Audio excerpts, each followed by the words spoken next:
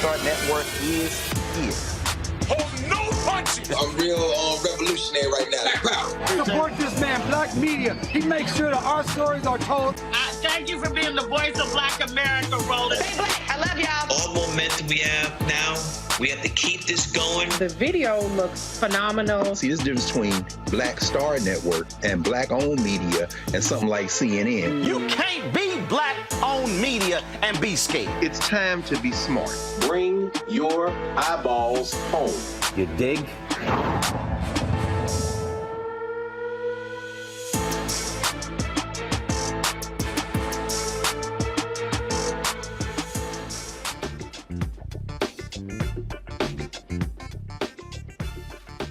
Today's Monday, October 2nd, 2023. Coming up on Roland Martin Unfiltered, streaming live on the Black Star Network. The Black police chief in Baton Rouge, Louisiana, is pressured to resign after calling out several council members during last week's brutal meeting, folks. Folks, it was stunning. And this was a police chief who was trying to stop police corruption. Activist Gary Chambers is going to be with us. Wait till we show you the back and forth when you're the Black police chief doing the right thing. An Oklahoma tribal judge rules in favor of citizenship for descendants of the Creek slaves. Civil rights attorney and founder of Justice for Greenwood, Damario Solomon-Simmons, will join us to tell us about this historic ruling. The government shutdown has been averted. Republicans, though, are still crazed about it. And Speaker Kevin McCarthy, how do you criticize Democrats who saved your ass? California has a new Black United States senator after Governor Gavin Newsome picked replacement for the late Senator Dianne Feinstein. We'll tell you exactly who she is. And the real estate fraud trial for Donald Trump begins today. Boy, he went after Tish James, the New York State Attorney General. Y'all know she had no problem smacking him back. Also, it's Breast Cancer Awareness Month, and we'll talk to the CEO and co-founder of Touch the Black Breast Cancer Alliance about why Black women must advocate for themselves. It is time to bring the funk. I'm Roland Martin Unfiltered on the Black Star Network. Let's go. He's got it.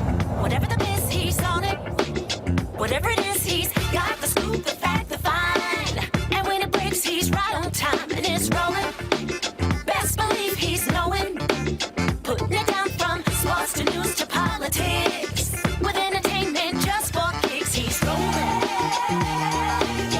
It's on go, roll, y'all. It's Roland Martin, rolling with Roland now. He's funk, he's fresh, he's real, the best, you know he's Roland Martin.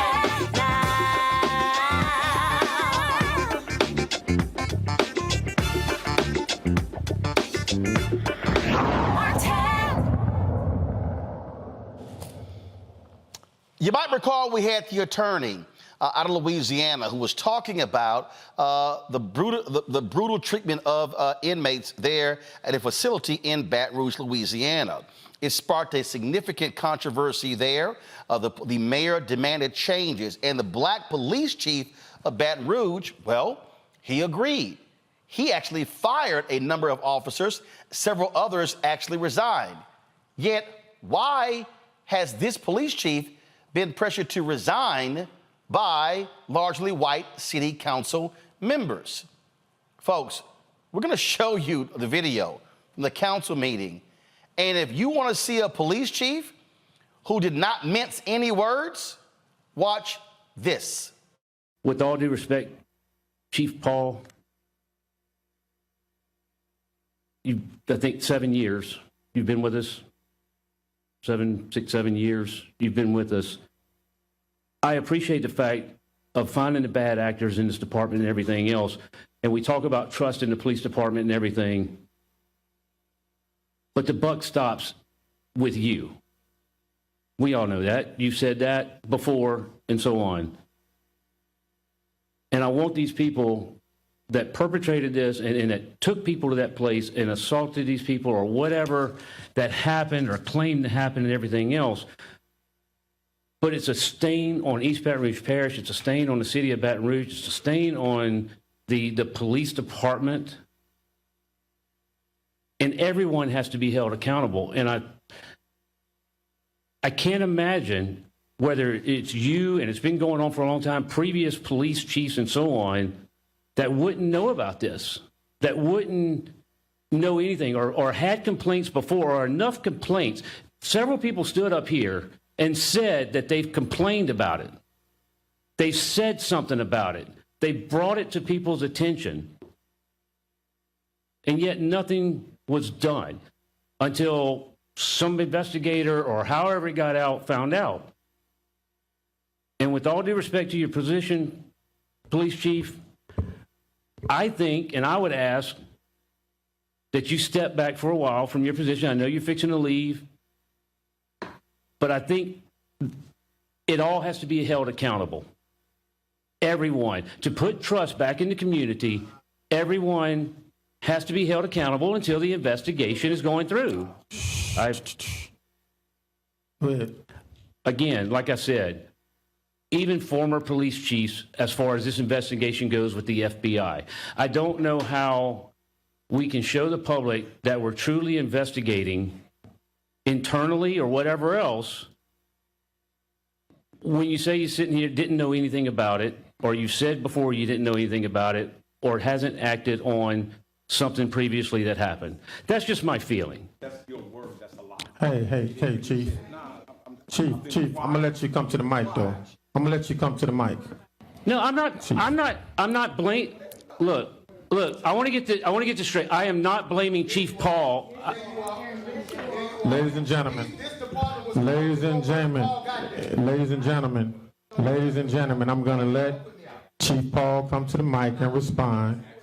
I'm gonna let Chief Paul come to the mic and respond. No, we officers, we don't want to arrest anybody. Hey, Gary, if you let me do my job, I'm gonna do my job. Gentlemen, we don't want to arrest anybody. Don't.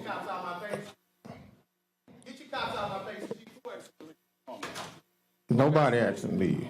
What is his name? Yeah. Mayor Pro Tem. Mr. Chamber. This man has a right to do the job. Gary, you can't take over the meeting. So, take over the meeting because y'all should have did this weeks ago. Gary, you can't take over the meeting. So relax, please. You're in the meeting. You've been allowed to speak. So relax, please, sir. It's a hard thing to I know, but we're going to keep going. Go ahead, Councilmember Moat. If I came off accusing you directly of not specifically doing anything, whatever, what I'm saying is with the investigation going on, for the transparency of the whole department, you're the top police chief. Would it not behoove us to step back, let you step back, and I know you've contacted the FBI, and the FBI has been there, to make it more transparent, is what I'm trying to say. Mr. Chambers, I apologize if it came off. He's the only one we trust, brother. You know my name. He's the only one we trust. Don't trust nobody else in BRPD. Yes, sir.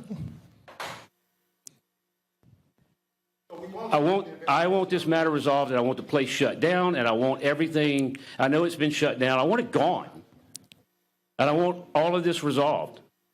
But we can't accept the fact of where everything, the buck starts and stops. So let's talk bucks. I've been quiet for 4.5. I haven't been here 7 years. I'm sorry, Mayor President, but I'm going to speak my heart on this one. Because let's talk about processes. Let me count. Because this is important.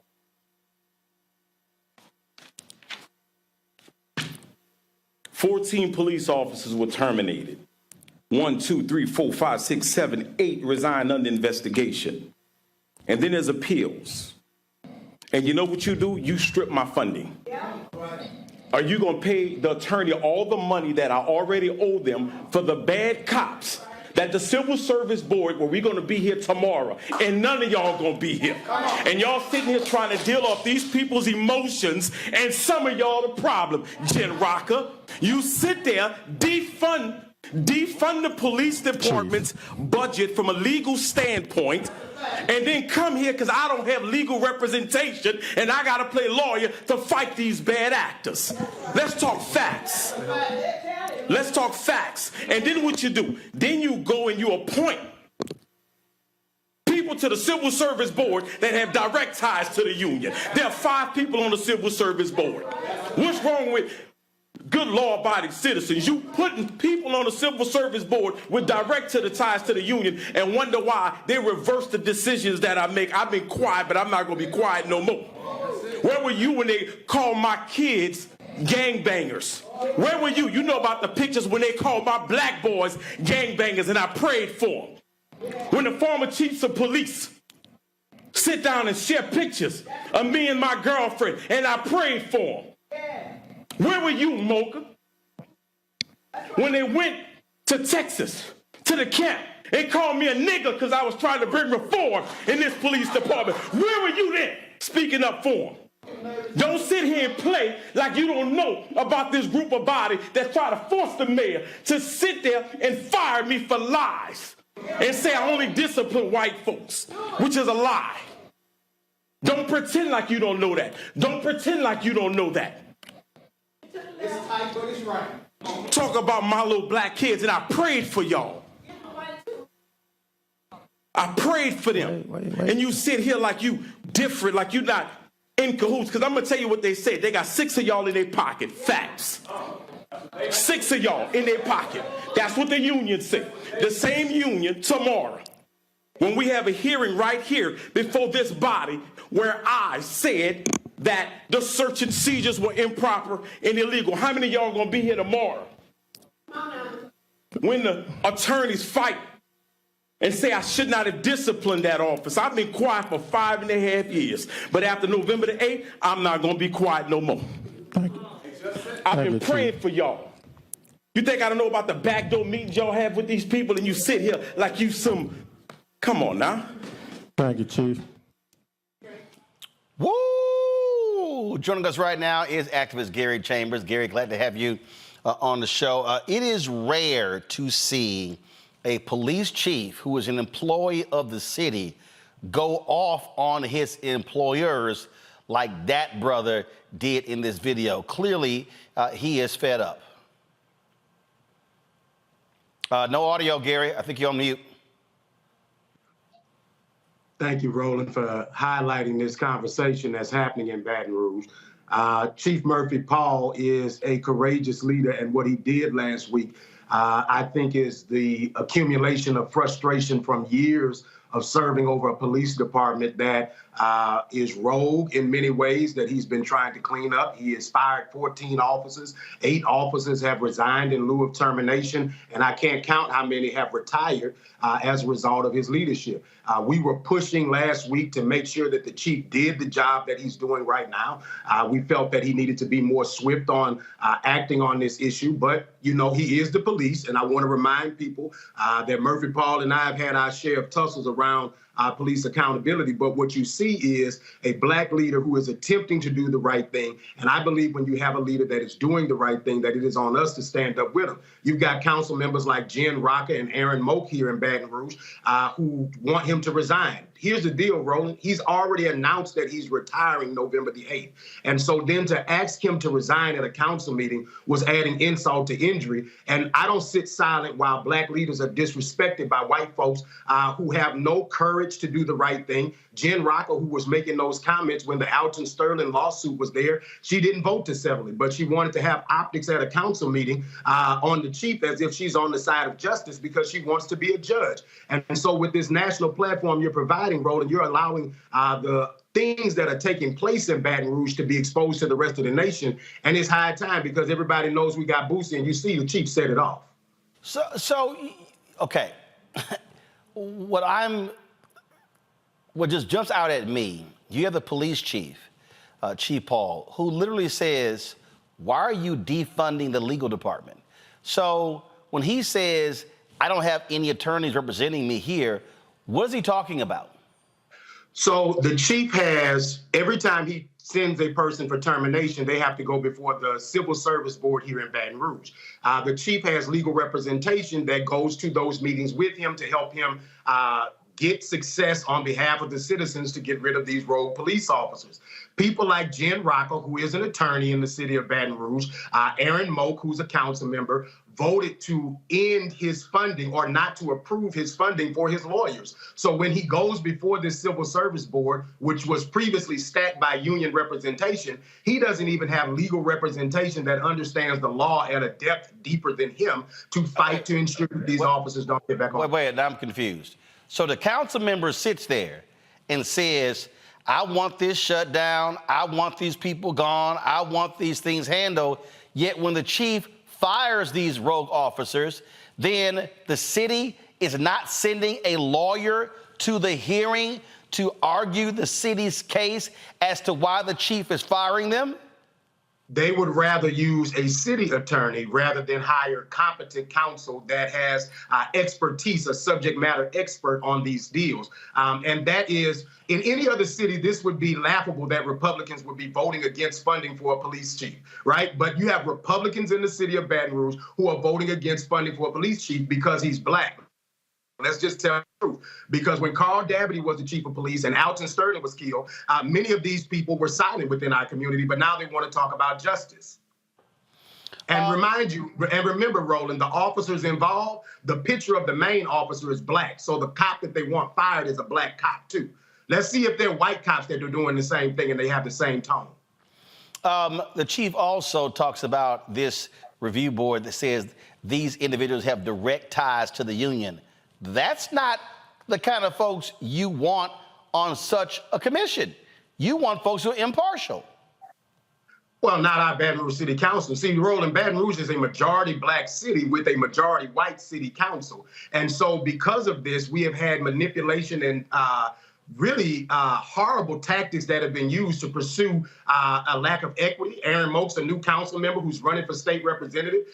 And you had Councilwoman Chawna Banks, who's also running for state representative, call out Jen Rocca at that meeting repeatedly. And we need leaders like Chawna Banks and Cleve Dunn because they are pushing the envelope to ensure that equity exists on that council. We wouldn't even have had this issue brought to the council if it wasn't for Councilman Dunn.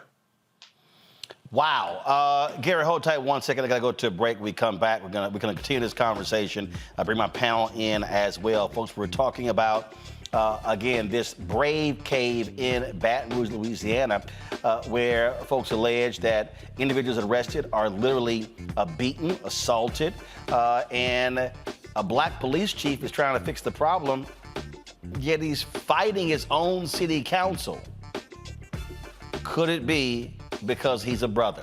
You're watching Roland Martin Unfiltered right here on the Black Star Network.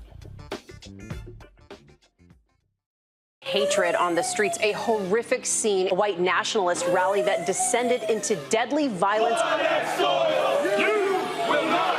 White people are losing their damn minds.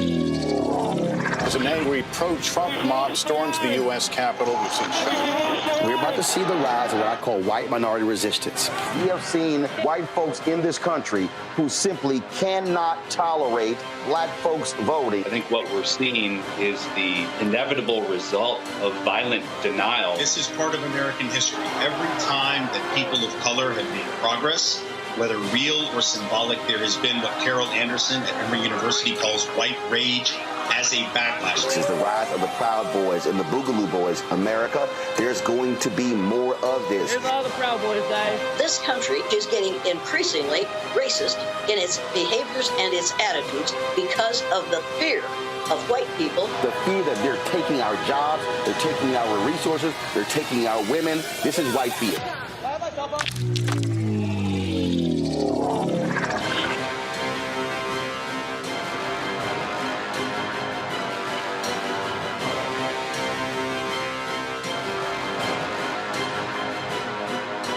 On the next Get Wealthy with me, Deborah Owens, America's Wealth Coach, we talk about the principles of mindset, strategy, and execution. This week, we're adding a fourth, faith. You're going to hear from a mother and daughter duo who are helping thousands of Black women build wealth, all through their faith. You are more than you can ever imagine. Not just obtaining things to show that, but seeing yourself. Making your faith work for you. That's right here on Get Wealthy, only on Black Star Network.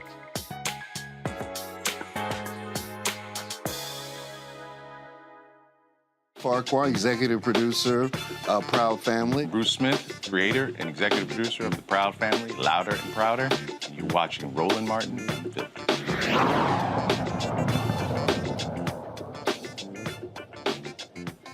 Welcome back to Roland Martin Unfiltered. We're talking to Baton Rouge activist Gary Chambers about what's going on in that city when it comes to this brave cave that a number of people have been made clear that they want shut down because of the actions of police there. Gary, so they're pressuring the chief to resign, but has he resisted so far? Well, there was a rally this morning to support him where religious leaders and political leaders came and stood with the chief. The mayor stood with the chief. The mayor has indicated that, Mayor Shan Weston Broome has indicated that the chief is not going to resign prior to his November 8th retirement, that she is standing with him to stay in his position until that time. But there are leaders within this community who don't even want at that point because they believe that he is the only chance that we have at justice and equity. And let me be clear, Roland, he was not a Baton Rouge police officer when he was hired into this. He's former state police, and that's why many people in the community wanted him to be the chief of police, because he doesn't have the ties or the historical ties, 30 years of serving with the members of the Baton Rouge Police Department. I'm still trying to understand, and you and I have talked about these kind of things beforehand. I'm still trying to understand how you got majority black city and you have majority white council.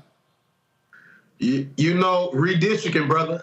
We are fighting that battle right now. We have a majority black city. We have 2 seats that we could flip, but there's not an investment. If you pay attention right now, we have a Louisiana governor's race happening right now in Louisiana. How much is the National Democratic Party investing in a black man named Sean Wilson running statewide who has a chance to stop a radical Republican from winning?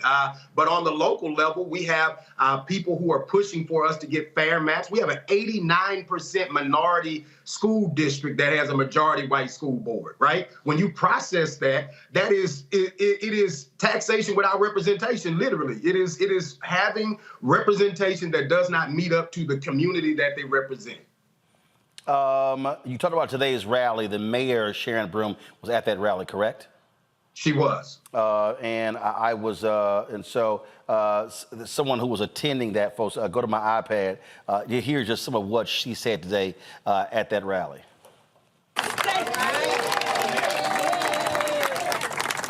Make no mistake about it. He is esteemed by the White House. He is esteemed by his colleagues from coast to coast. And it's not just because of his name. It's because of his leadership. As mayor president, I've had the opportunity to appoint a number of people to leadership positions. I unequivocally say that one of my best hires was Murphy Paul. Good job. I will always stand behind that. We live in some perilous times. I have said from the beginning of this year that we are red stick rising. What you see behind me, around me, out here is red stick rising. What you heard from Chief Paul is we are no longer satisfied with just letting things go by. All right, Gary, what happens next? Obviously, federal authorities are looking into this police department. Is this chief going to tough it out until, look, we're going to talk about, a month left, right, before he officially retires? I think that Mayor Broome is going to stand with Chief Paul because the people are standing with Chief Paul. Otherwise, I believe she would have asked him to apologize to the white members of the council. But I really believe that he's going to be there. I believe that what he's doing right now, how often does a chief of police call the feds in on his police department? We're going to find out a whole lot of things in the weeks and months ahead.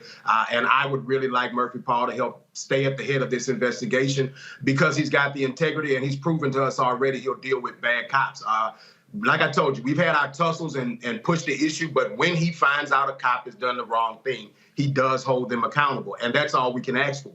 Well, and that's one of the things that we have not seen in a whole bunch of police departments across this country. And we also are talking about Louisiana, where they had, of course, the massive cover-up in the state patrol officer as well. I want to bring in my panel, Dr. Julianne Malveaux. She is an economist, an author based out of D.C. Dr. Amakongo, being a senior professorial lecturer, School of International Service, American University out of D.C. Renita Shannon, former Georgia State Representative out of Atlanta. Glad to have three of you here.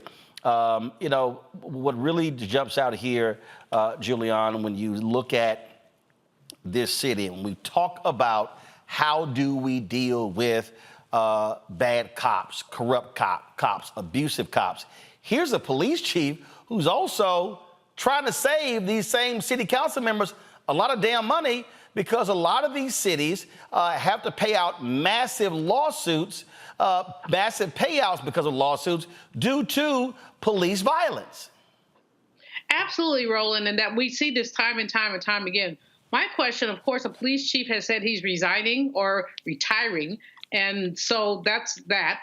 These crazy people on the council want him to step back sooner, which is wrong. But I'd like to ask your guests, what's next? He retires. When he does, who's next up? How does anything change? He's been a stalwart. He's been had his hand, his finger in the dike. But what happens when he does leave? Who's next?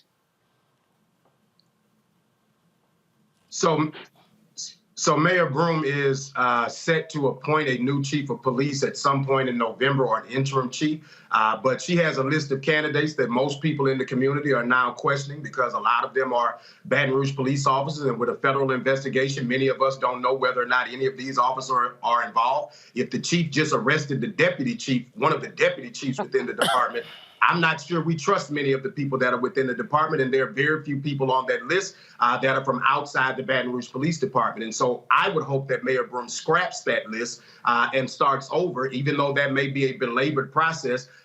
We, the voters or the people of this community, for the most part, I have heard a single person that trusts anybody on that list. Amakongo. Well, one of the questions I have for you, Mr. Chambers, is has it really energized the community there as it relates to their electoral output? Because when you talk about these city councilors not, being part of the community, when you talk about the school board in one of the communities as well, and people not being able to galvanize, one of the things you also concerned me was how he talked about backdoor meetings with the unions. And so it feels like some members of the council have a different plan for our communities. And is this situation with Chief Paul, is it waking up the community to really get out there and take control from an electoral and election standpoint as we go into 2024? Well, I've been in this fight for long enough to recognize that stagnation happens with our community often, but what we have to do is take these moments like this to galvanize people. In 2016, when Alton Sterling was killed, we elected a more progressive leader for our community, and we got police reform and a more equitable chief of police. I think that these things are going to cause people to rise up. They're paying attention. And the more that folks like Roland and yourself highlight conversations of what's happening in Baton Rouge, the more people get stirred up because they're watching, they're paying attention. And when the country's watching, that makes people say, you know what, we got to do something about this. Renita? Yeah, what an insane council meeting, because here you have the council member who is basically accusing the police chief of having prior knowledge of what was going on in the Brave Cave and knowing all this time, and basically chastising him for standing up now and saying that, this should all be stopped. And watching that, I'm just thinking, well, I'm sure this isn't the first day that somebody has come to a city council member meeting and said what was going on in the Brave Cave. So the city council person, at least so it looks to me as an outside person, is accusing the police chief of, doing something that he has done, which is is this is not the first time you've heard about it, but you haven't taken any steps. At the end of the day, the police chief gets appointed by the mayor, and the mayor and the city council work together. So if they were concerned about the Brave Cave, they've had plenty of power to do what they needed to do. But my question for you, Gary, and good job on your Senate campaign. I very much enjoyed watching that from afar. My question to you is, I understand that this has not been a part of this story, but I do want to ask you this. Usually when you see Republicans standing against something that they typically would support, like endless funding for the police, not doing police accountability, it's usually because corruption has usually involved those folks. So are there any talks around town about why these people who are pushing back against what the police chief is trying to bring to the sunlight, like has there been any talks about if any of this corruption is coming close to potentially involving any of them? Well, the real conversation is that many people in this community recognize that there's an election next year for city council and mayor. There's a heavy push for white business leaders to push her to hire a white chief of police here in Baton Rouge in a majority black city. And so they're trying to force him out in order to get her to do what they want him to do. And let's be honest, a chief talking to a white woman like that in the South, that's, Miss Ann is mad. She want to deal with him, and she wants to tell the mayor, how dare you let this black man talk to me like that? Do you understand who I am? And that disposition is resonating with some white people within this community. But I think that there are other white leaders in this community that are fed up with the tension, that want us to be a more progressive and equitable community. And there are people who want us to deal with the injustices that happen. What we have is a mechanism where the union funds some of these city council members, and they know that they're going to get funding if they're pushing to get a white chief there. And for folks in Louisiana, don't forget, you have a gubernatorial election taking place, which means early voting is right now, Roland. There you go. There you go. And look, you're always crunching the numbers. What does it look like for our people in Louisiana? It ain't looking good if we don't show up, brother. Early voting is happening right now. There's a black man on the ballot. There's a picture behind me, Roland, that shows black folks elected statewide in Louisiana in 1873. We have not had it since. There's not been a black person elected in the state of Louisiana since 1873 statewide. There's a brother with a doctorate degree. That's the former Secretary of Transportation running for governor of Louisiana. Joe Biden and Kamala, send the bag and help the man win. Send the bag, help him win, but also folks there on the ground must do their part. We had a sister on the other day from Black Voters Matter. They're out there on the ground as well. And at the end of the day, if you're black in Louisiana, you can't complain about what's not happening in your community if you're also sitting at home and not exercising your right to vote. Absolutely. Thank you so much, Roland. Appreciate it, Gary. Thanks a bunch. Folks, got to go to a break. We come back. We're going to talk about what's happening there in Oklahoma, a historic ruling dealing with the Muskogee Nation. That is next. If you're watching on YouTube, be sure to hit the like button, folks. Don't forget, also support us in what we do. Your contributions play a critical role in us being able to bring you these type of stories every single day. There is no, let me say this very slowly. There is no black-owned media outlet that is doing what we're doing here at the Black Star Network. You can sit here and ask all of them. Not Essence, not Ebony, not Blavity, not Urban One and Radio One, not even the Griot. Yeah, they got 2 daily shows, 1 hour each, but you're getting 5 hours of original content every single day right here on the Black Star Network. You're getting live events coming out of Capitol Hill. You're getting different conferences and rallies. You name it. That's the kind of stuff that we're covering every single day. And so your support is critical for us being able to cover the news. You've got elections coming up across this country. We're focused on that. You've got, of course, a huge election next year, 2024. You name it. We are covering the stuff that matters to African Americans and truly every single day living up to what the nation's first black newspaper, Freedom Journal, said March 16, 1827. We wish to plead our own cause. Too long have others spoken for us. So support us in what we do. Please send your check and money orders to P.O. Box 57196, Washington, D.C., 20037-0196. Cash App, $RM Unfiltered. PayPal, R Martin Unfiltered. Venmo is RM Unfiltered. Zelle, Roland@RolandSMartin.com. Roland@RolandMartinUnfiltered.com. And of course, be sure to get a copy of my book, White Fear, How the Browning of America is Making White Folks Lose Their Minds. Available at bookstores nationwide. Get your copy on Amazon, Barnes & Noble. Also, get your audio version of Audible. And you can also download the Black Star Network app. Apple phone, Android phone, Apple TV, Android TV, Roku, Amazon Fire TV, Xbox One, Samsung Smart TV. And don't forget, we're now on several fast channels. First, you can see us on Amazon News. Go to Amazon Fire, go to Amazon News. You can also tell Alexa, play news from the Black Star Network. When you support us, you're also supporting that 24-hour streaming channel, which is also available on Plex TV. You can check us out on Plex TV. Search for Black Star Network. Find us on the live TV under News and Opinion. Plus, last week, we added 2 new channels. You can see us on Amazon Freevee. That's right, Amazon Freevee on their platform. We're under News. And if you go to Amazon Prime Video, their live TV feed, guess what? The Black Star Network is right there alongside ABC, NBC, CBS, and the other networks. And so check us out under News, under live TV on Prime Video. Folks, we'll be right back. Next on the Black Table with me, Greg Carr. An hour of living history with Dr. Richard Mariba Kelsey, thinker, builder, author, and one of the most important and impactful elders in the African American community. He reflects on his full and rich life and shares his incomparable wisdom about our past, present, and future. African genius is saying that my uncle was a genius, my brother was a genius, my neighbor was a genius. I think we ought to drill that in ourselves and move ahead rather than believing that I got it. That's next on the Black Table, here on the Black Star Network. All change is not growth. Right. But thoughtful change is real good fertilizer. And that's what has been so beneficial to us. But you also were not afraid of the pivot. Well, and I'm a black woman in business. Come on, I don't care how I dress up. I don't care who I'm speaking with. I don't care what part of the world I am in. I still am a black woman in business. Being afraid of the pivot, being fearful of change is not what got me here. Respectful of change, respectful of pivot, yeah.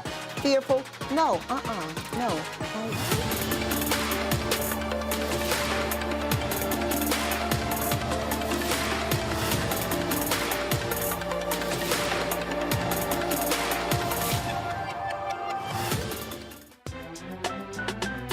I'm Faraji Muhammad, live from LA. And this is The Culture. The Culture is a two-way conversation. You and me. We talk about the stories, politics, the good, the bad, and the downright ugly. So join our community every day at 3 p.m. Eastern and let your voice be heard. Hey, we're all in this together. So let's talk about it and see what kind of trouble we can get into. It's The Culture, weekdays at 3, only on the Black Star Network. This is Essence Atkins. Mr. Love King of R&B, Raheem Devon. It's me, Sherry Shepard, and you know what you're watching. You're watching Roland Martin, Unfiltered.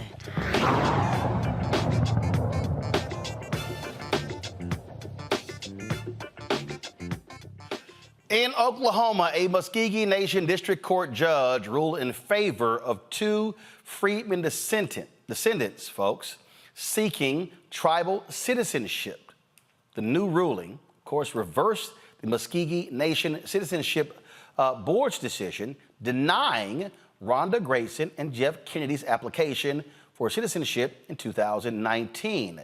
They're both Creek freedmen descendants who say the Creek Treaty of 1866 grants them citizenship in the tribe. Civil rights attorney and founder of Justice for Greenwood, Damario Solomon-Simmons, joins me now. He has been fighting and advocating on their behalf.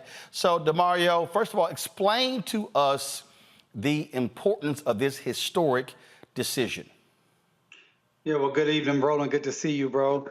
Listen, this is historic. It's amazing. Since 1979, the Muskogee Creek Nation has disenfranchised and discriminated against Black Creek freedmen, of those who are Creeks of African descent. What that means is we have been systematically denied any type of benefits, housing, cash stipends, education, health care that was owed to us since 1979. And that has been going on with with the DOI, Department of Interior, Department of Justice, everyone allowing this to happen. And we've been fighting this fight. I personally have been representing this case since 2004. It's one of the first cases I filed or was a part of when I came out of law school. And just last week, I finally got a district judge at the Muskogee Creek Nation to decide what is the absolute truth of the matter. The Treaty of 1866, specifically Article 2, specifically says that Creeks of African descent should have full citizenship rights as any other Creek. We won that. We know that they have already appealed, Roland, and we're just gearing up to fight that. We know we'll be successful in the end.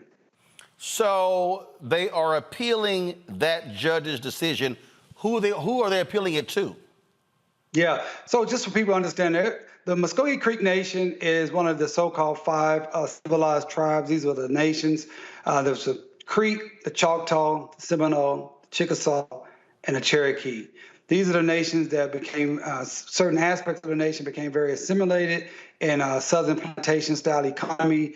They had enslaved Africans and also enslaved black members of their tribe who were already just indigenous and original. They were marched on the Trail of Tears to Oklahoma, what's now Oklahoma Indian Territory in the 1830s. And so in the early 1900s, the United States of America destroyed these tribal nations' governments. But in 1970, they were able to reconstitute their governments.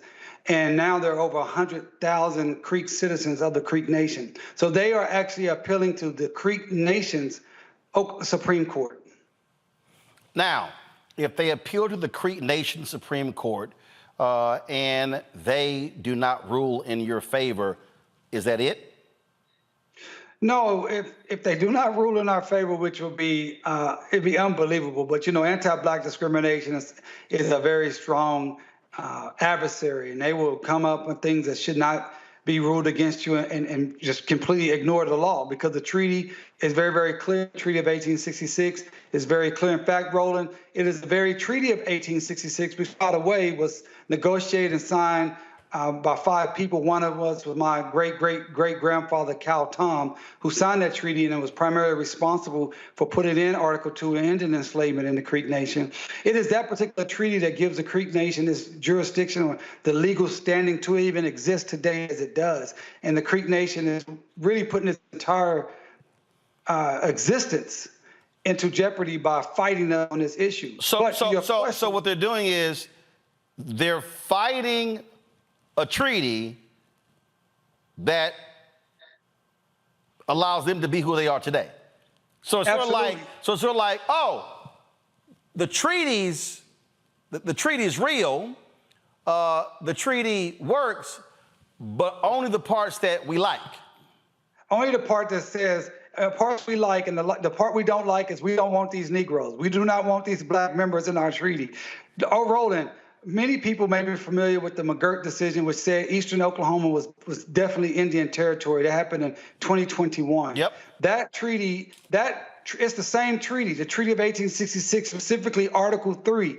It is Article 3. The chief, David Hill, is the principal chief of the Creek Nation, sent a letter to our governor on September 5th where he argued that our governor needs to stop trying to fight the Creek Nation because the treaties are the supreme law of the land.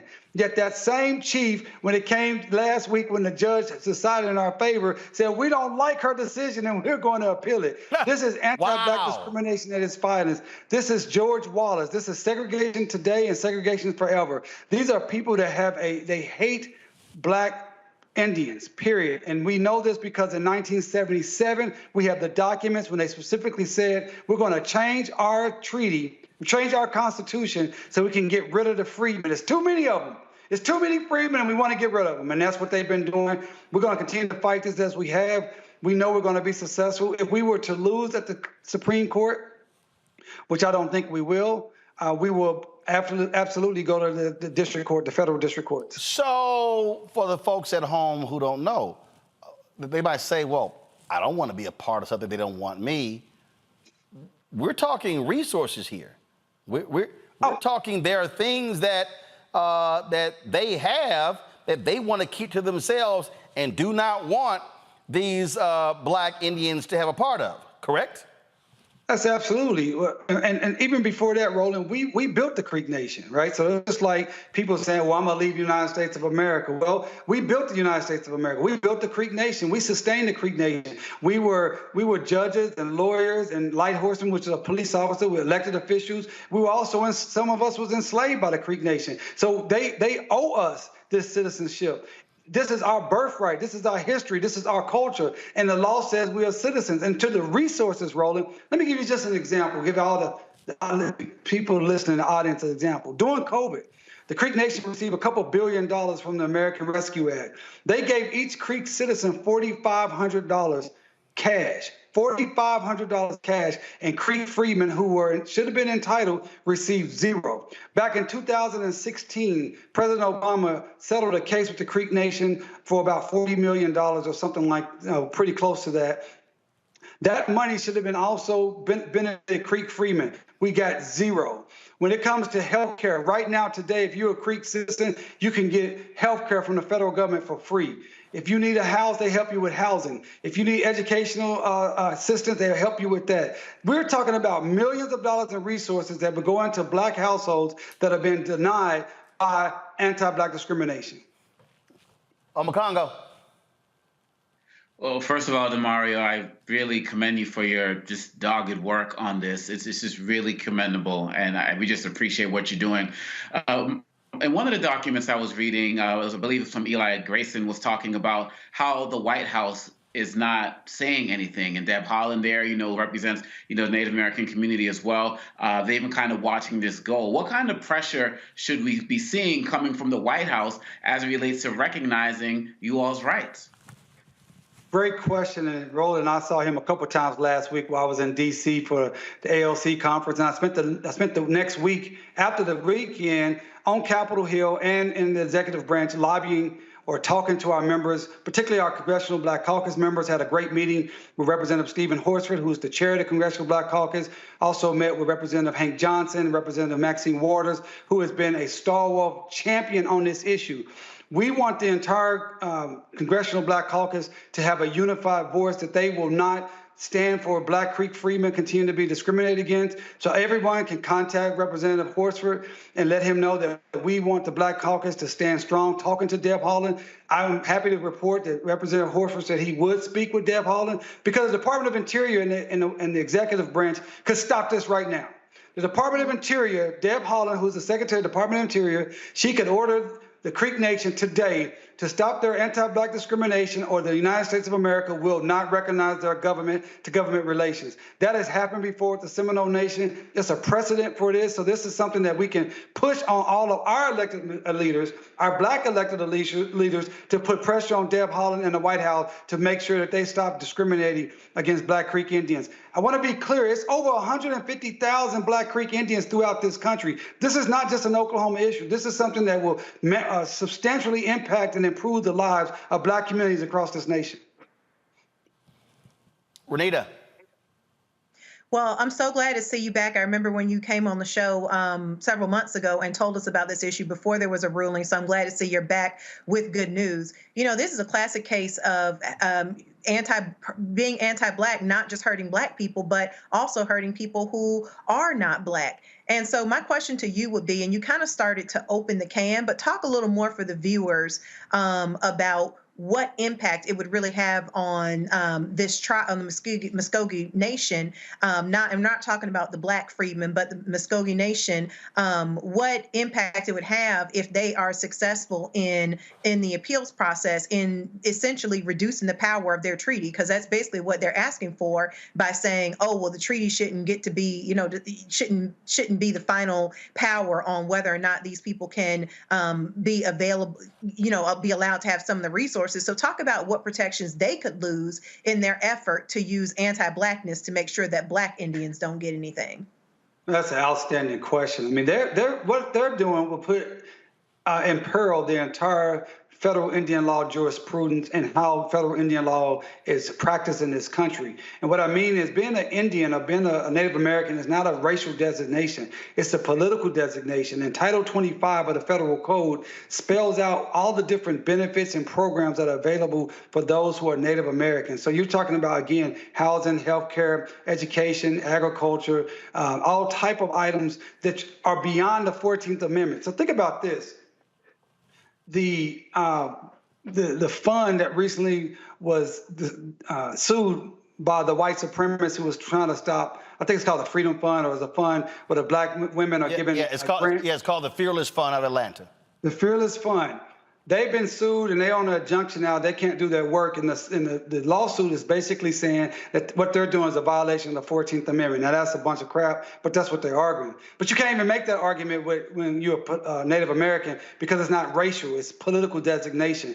That's why it's so important. And if they are successful with their argument, they're simply saying that these treaties don't matter, that the treaties can be ignored at any time. And if they can ignore the treaties, then the United States of America will say, we're going to ignore these treaties. And for hundreds of years, Native American nations have been fighting for the United States to uphold their treaty obligations. And so it's ridiculous and absurd. It should be something that all Native American nations from around this country should be calling the Creek Nation's chief, David Hill, and say, what are you doing? You're putting all of us at risk because of your decision that you want to be George Wallace and have segregation today and segregation forever.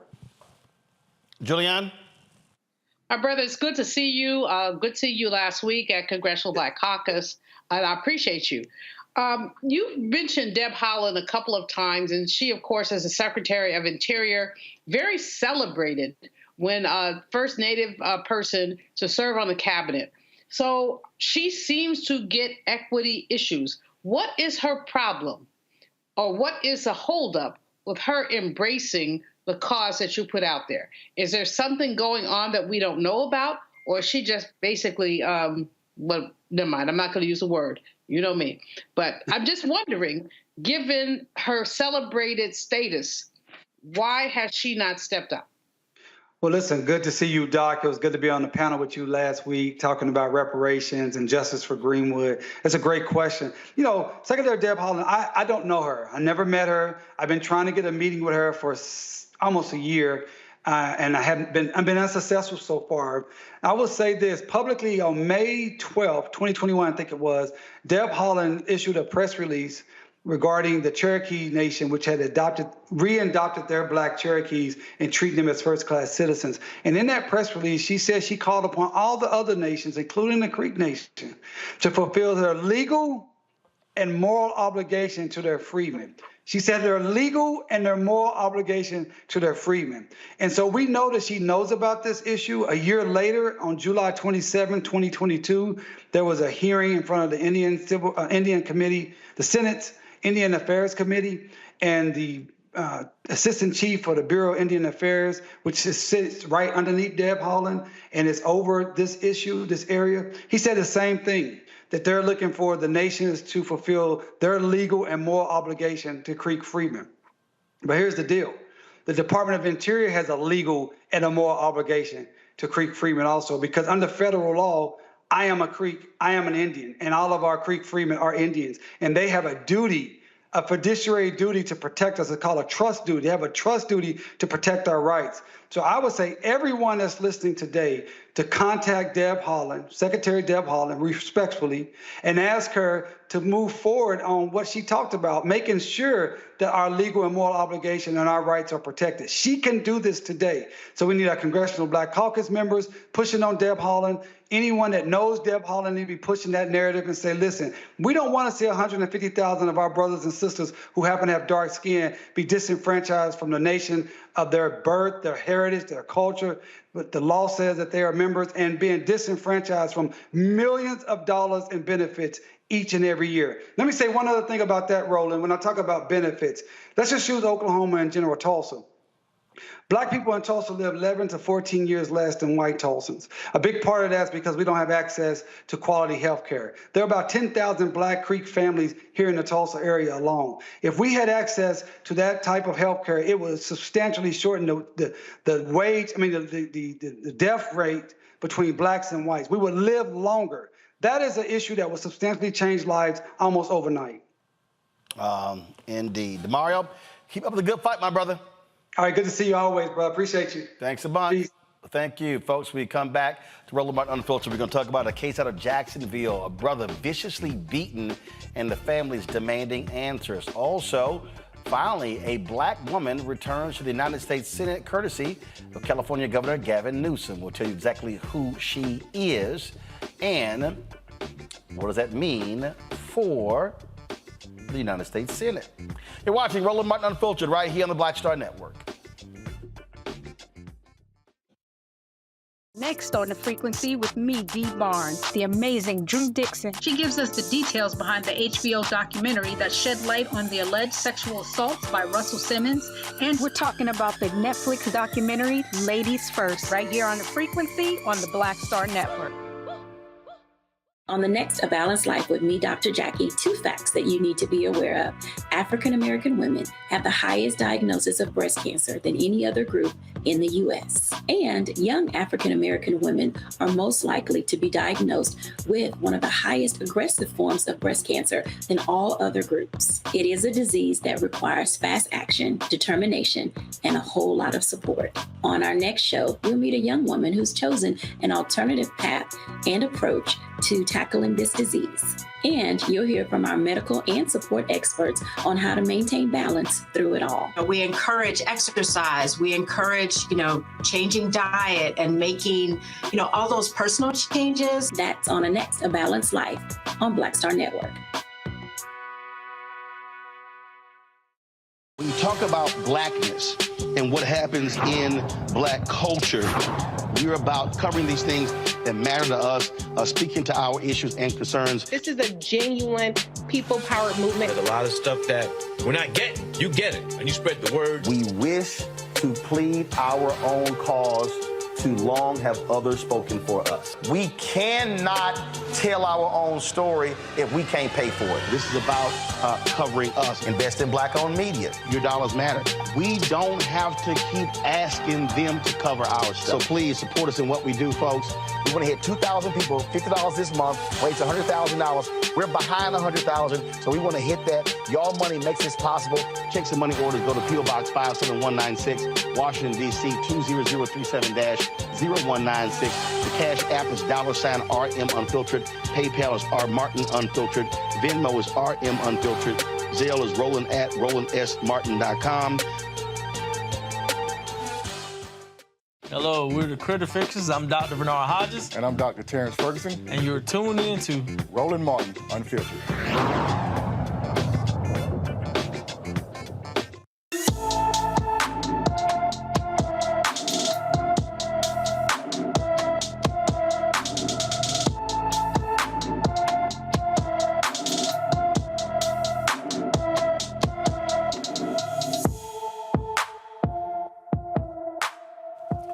Tamira Lachey has been missing from Philadelphia, Pennsylvania since September 7th. The 33-year-old is 5 feet 2 inches tall, weighs 150 pounds, with black hair and brown eyes. She was last seen wearing all black clothing. Anyone with information about Tamira Lachey is urged to call the Philadelphia Police Department's Southwest Detective Division at 215-686-3181 or dial 911, 215-686-3183. 2 Indiana cops are charged with shooting a man sleeping in his grandfather's driveway. Officers Carl Chandler and Alexander Gregory have been indicted on 2 counts of aggravated battery, battery with a deadly weapon, battery resulting in serious bodily injury, criminal recklessness, and battery resulting in moderate bodily injury for their alleged roles in the December 31st shooting of Anthony Macklin. Macklin fell asleep in a car outside his grandmother Vicky Driver's home. She called 911 around 4 a.m. saying a black car was in her driveway, but she didn't want to go out to see who was inside. When Chandler and Gregory approached the vehicle, they tried to wake Macklin by banging on his window. They say they saw a gun in his lap. One of the officers attempted to open the door to the car, but they were locked. When Macklin woke up and started to move, officers began shooting. According to Macklin's attorney, the officers fired at least 30 shots, hitting Macklin 3 times. Macklin was hospitalized for 17 days and underwent 6 surgeries. His attorneys claim he never had the gun in his hand. Folks, when we come back, we're going to talk about the U.S. Senate race in California. Ooh, Gavin Newsome has changed that race. Also, a beating of a black man in Jacksonville has folks ticked off there as well. You're watching Roland Martin Unfiltered on the Black Star Network. On the next Get Wealthy with me, Deborah Owens, America's Wealth Coach, we talk about the principles of mindset, strategy, and execution. This week, we're adding a fourth, faith. You're going to hear from a mother and daughter duo who are helping thousands of Black women build wealth, all through their faith. You are more than you can ever imagine. Not just obtaining things to show that, but seeing yourself. Making your faith work for you. That's right here on Get Wealthy, only on Black Star Network.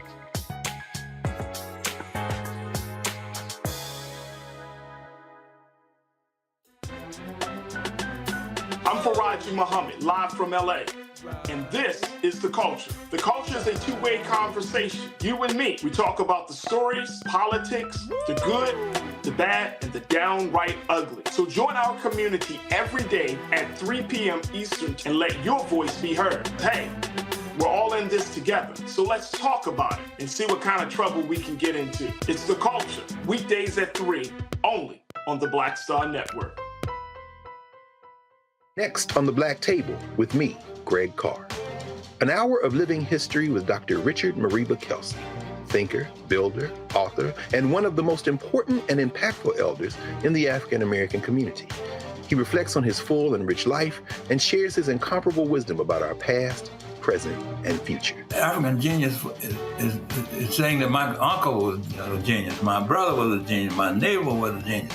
I think we ought to drill that in ourselves and move ahead rather than believing that I got it. That's next on the Black Table, here on the Black Star Network. Hey, it's John Murray, the executive producer of the new Sherry Shepherd Talk Show. This is your boy, Earthquake. And you're tuned in to Roland Martin, Unfiltered.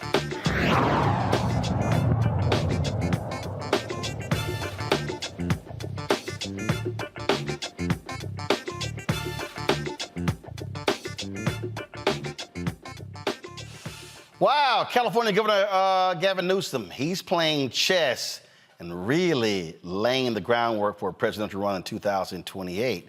He kept his promise to appoint a black woman to replace Senator Dianne Feinstein, who died on Friday. But it was not the black woman many people thought. Many people actually thought it was initially going to be Congresswoman Barbara Lee, but then he decided that, well, he didn't want to appoint somebody who was running for the seat because it might be unfair to the other 2 members of Congress, which includes Congressman Adam Schiff and Congresswoman Katie Porter. Schiff is being backed big time by former Speaker Nancy Pelosi. So what did Newsome do? He appointed the president of Emily's List, Laphonza Butler, to the United States Senate. Now, Butler posted this on social media after the announcement. I'm honored to accept Governor Gavin Newsome's nomination to be U.S. Senator for a state I have made my home, and honored by his trust in me to serve the people of California and this great nation. Butler will serve as the crucial 51st vote for Senate Democrats, who have a slim majority in the upper chamber and are defending several seats in red states in 2024. Vice President Kamala Harris plans to swear Butler in on Tuesday. Now, what's interesting is that Butler, of course, lives in Maryland with her wife and child, and so she is going to, I guess, what do they say, reclaim California as her home base. What's interesting here is that, and this is why Renita, why I think this is a quite interesting play. First and foremost, Newsome plans to run in 2028. Absolutely. 2, he appoints a black woman. He got a lot of criticism from Congresswoman Barbara Lee by going back on that. He comes back and appoints a black woman. 3, she leads Emily's List, which supports pro-choice candidates nationwide. That's a whole lot of money right there. 4, she's lesbian. So he's sitting here saying, I can check a whole lot of boxes. So what does it do? One, it isolates Congresswoman Barbara Lee, who's trying to run for the U.S. Senate.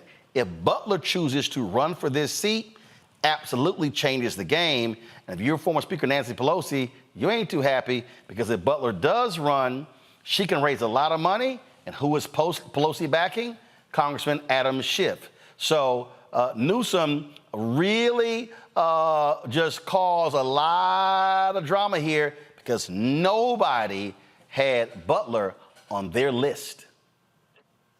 You know, you're right. This is going to be really, really interesting because of what you have here at play. You know, usually when a caretaker comes into a situation where a sitting elected official has died and it's a high profile position that we know that there would be a lot of competition for, what usually happens is there is a caretaker, which is somebody who comes and fills the rest of the term. And usually they make a public promise saying, I'm not going to run for the seat when we make it to the next election. And so we saw that here in Georgia when Congressman John Lewis passed away. There were many people who stepped up and said, I'm willing to be a caretaker. I don't ever want to serve in public office. I'm not going to run for the seat after taking care of it. I am just here as a placeholder to make sure that Democrats retain the power in this seat, but it is not my intention to sit in this seat. Now, that ultimately was not the process that Georgia went with to backfill Congressman Lewis's seat, but there was a lot of talk of that, and many people were in support of that. In this situation, you've got Laphonza appointed, but there are no stipulations on her not running for the seat in 2024. And so to your point, you're absolutely right. It sets up a few things. Number one, you've already got Barbara Lee in the race, who is well documented as someone that activists and organizers trust, and someone that, you know, the people trust. And she has a long electoral track record of people just kind of knowing how she moves as an elected official and what she will or will not do, versus Laphonza, who's just coming from Emily's list as a president of Emily's list, which has a long and earned record of not supporting Black women candidates. And that record did not change under Laphonza. In addition, as you mentioned, it was 24 hours ago, she still had her location, home base as Maryland on Twitter.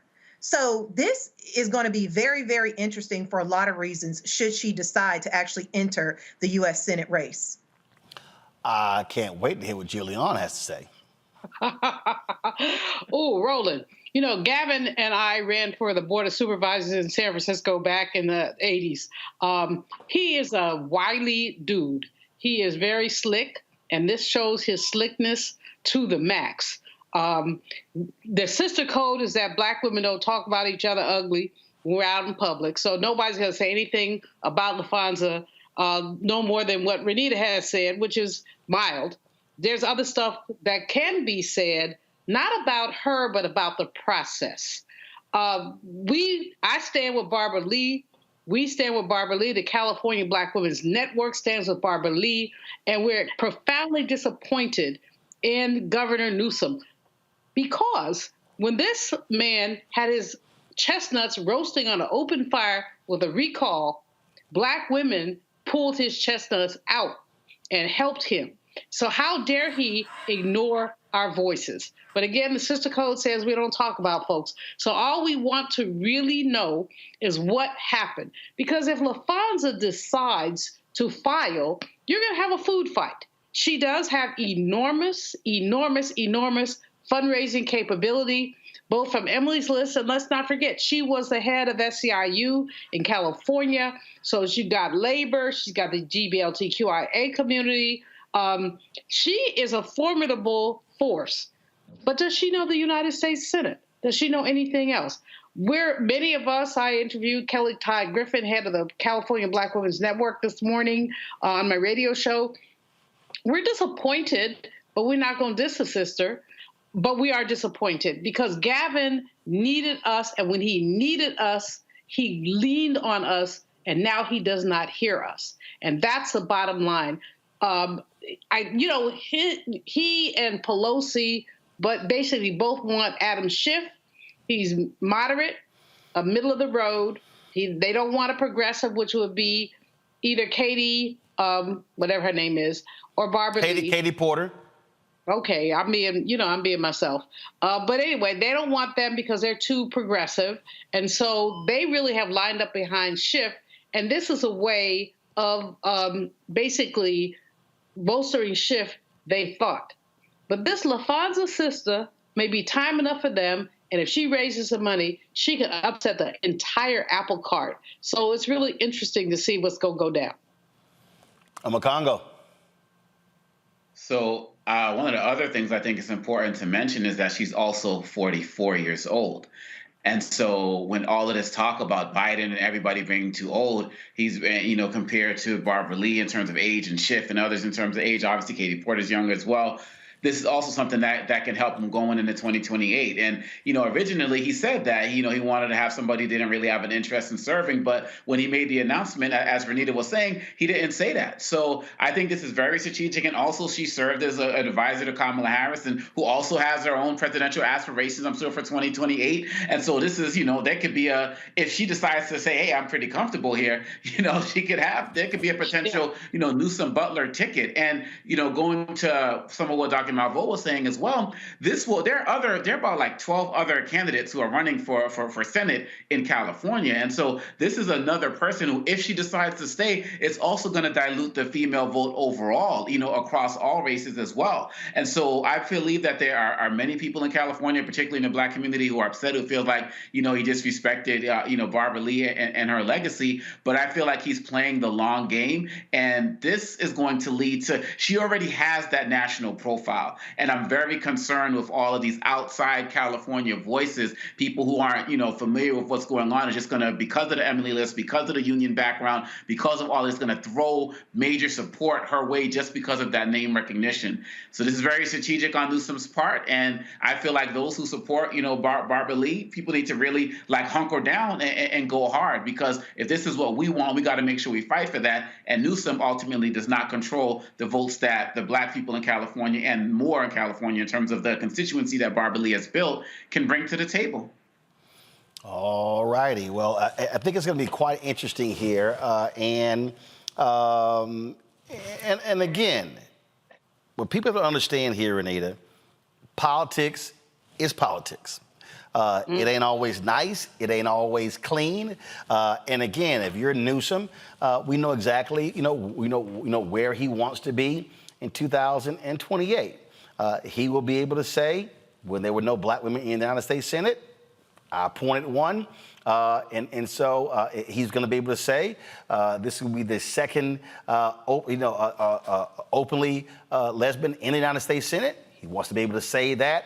And so there's no doubt he's making calculated decisions for 2028. Right. I think he's making a calculated decision, as you said, and I think that it is not going to have the effect that he thinks that it will have. I think that he's going to end up with more problems from doing this than what he thinks that he will gain. That's just my prediction. What goes around comes around, and there are a lot of things in this situation that Dems have previously talked about in other states, where we had Herschel Walker basically living in Texas and trying to be the U.S. Senator for Georgia, and nobody liked it. So, there are a lot of things in this calculation that I think that he's miscalculated that people are not going to remember, because many of these things just happened yesterday. People didn't like it then, and they probably won't like it tomorrow. All right. What goes around comes around. Mm-hmm. At the end of the day, what goes around comes around. And Gavin thinks he's slick, and he is slick. But slick does not always win the day. He made two promises, and he kept them. He appointed a Black woman. He said the caretaker thing to me was so insulting. We've been taking care of America since we've been here. So to say a Black woman would be a caretaker, what are we, mammy? But he did appoint someone who seems to have no dog in the fight. This sister is formidable, and it may come back to bite him in the hind parts. All right, folks, hold tight 1 second. We come back. We're going to talk about this case out of Jacksonville. Black man viciously beating, caught on tape. People now demanding answers. The sheriff speaks out today. We're going to show you that video right here. Also, on today's show, we'll talk about Breast Cancer Awareness Month. We'll have that. We avert a government shutdown. Donald Trump, he got to go up against Tish James in court. Wait till we show you what happened there. And also, 7 years ago, we were in Georgia for Many Rivers to Cross Festival, put together by the late, great Harry Belafonte. We'll show you some of that as we never forget Mr. B, who passed away earlier this year. You're watching Roland Martin Unfiltered right here on the Black Star Network. Don't forget to support us in what we do. Please send your check and money order to P.O. Box 57196, Washington, D.C. 20037-0196. Cash App, $RM Unfiltered. PayPal, R Martin Unfiltered. Venmo is RM Unfiltered. Zelle, Roland at RolandSMartin.com, Roland at RolandMartinUnfiltered.com. And don't forget, of course, download the Black Star Network app, Apple phone, Android phone, Apple TV, Android TV, Roku, Amazon Fire TV, Xbox One, Samsung Smart TV. And be sure to get a copy of my book, White Fear, How the Browning of America is Making White Folks Lose Their Minds. Available bookstores nationwide. Get it from Amazon, Barnes & Noble, Target. Download the audio version on Audible. We'll be right back.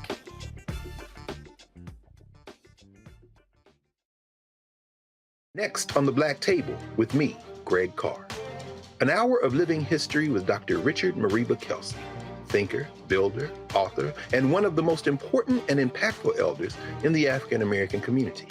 He reflects on his full and rich life and shares his incomparable wisdom about our past, present, and future. African genius is saying that my uncle was a genius, my brother was a genius, my neighbor was a genius. I think we ought to drill that in ourselves and move ahead rather than believing that I got it. That's next on the Black Table, here on the Black Star Network. Hatred on the streets, a horrific scene, a white nationalist rally that descended into deadly violence. White people are losing their damn minds. As an angry pro-Trump mob storms the U.S. Capitol, we've seen shutdown. We're about to see the rise of what I call white minority resistance.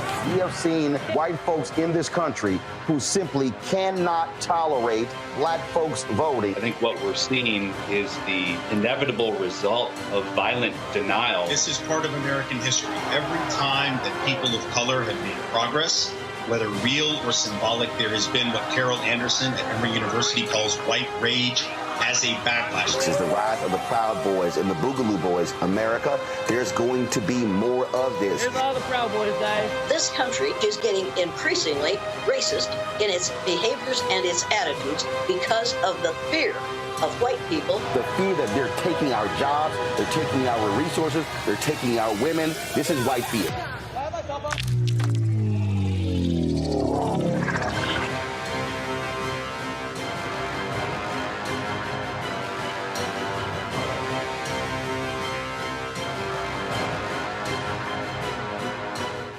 Hello, I'm Paula J. Parker. Truly proud on the Proud Family. I am Tommy Davidson. I play Oscar on Proud Family, Louder and Proud. Hi, I'm Jo Marie Payton, voice of Sugar Mama on Disney's Louder and Prouder, Disney Plus. And I'm with Roland Martin on Unfiltered.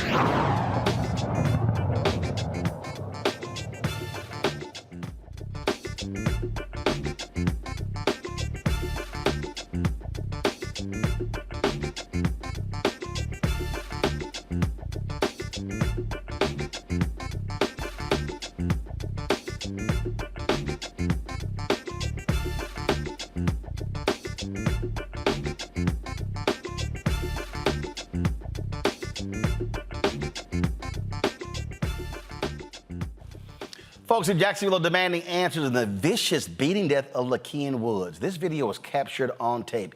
Folks, he was handcuffed and beaten by cops. Man, when you see his face was swollen. This is the body cam footage.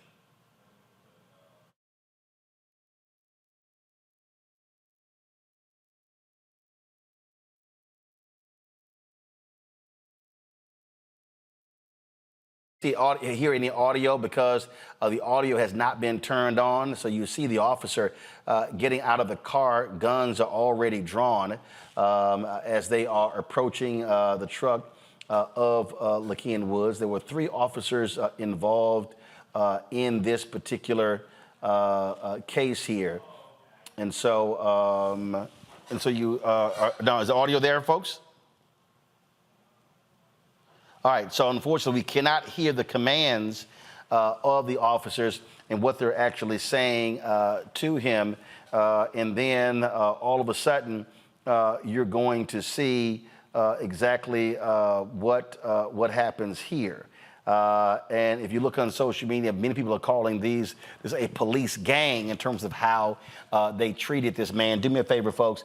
Let's go ahead and advance this to the part where they remove him on the vehicle, and then you begin to see what happened to him. It was a bystander's video that was also released. And so let's go right there. You'll see what, let's go to that video now.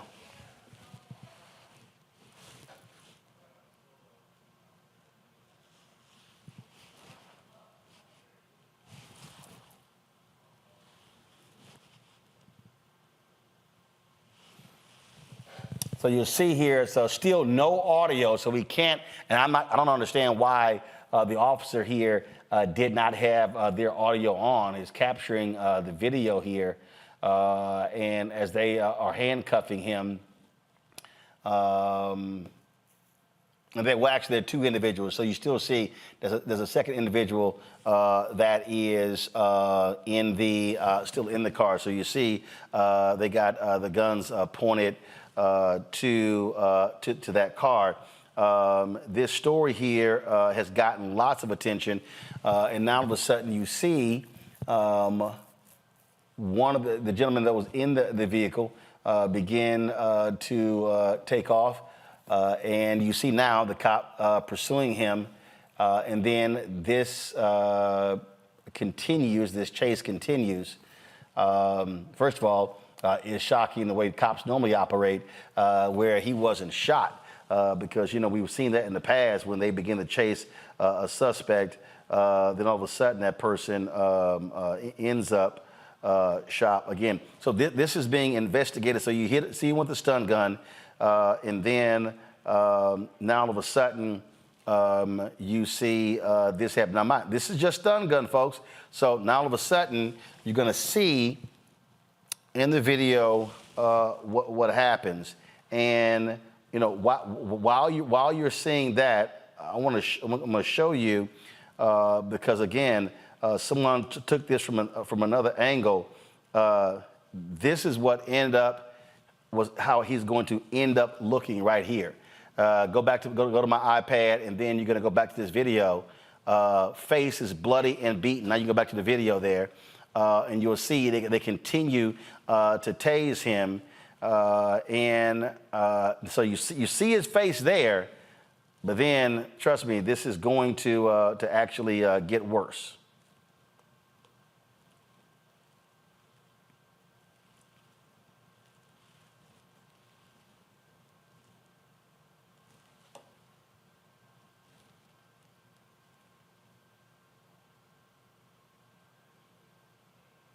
So you see the district officers coming on, kneeing him in his face multiple times.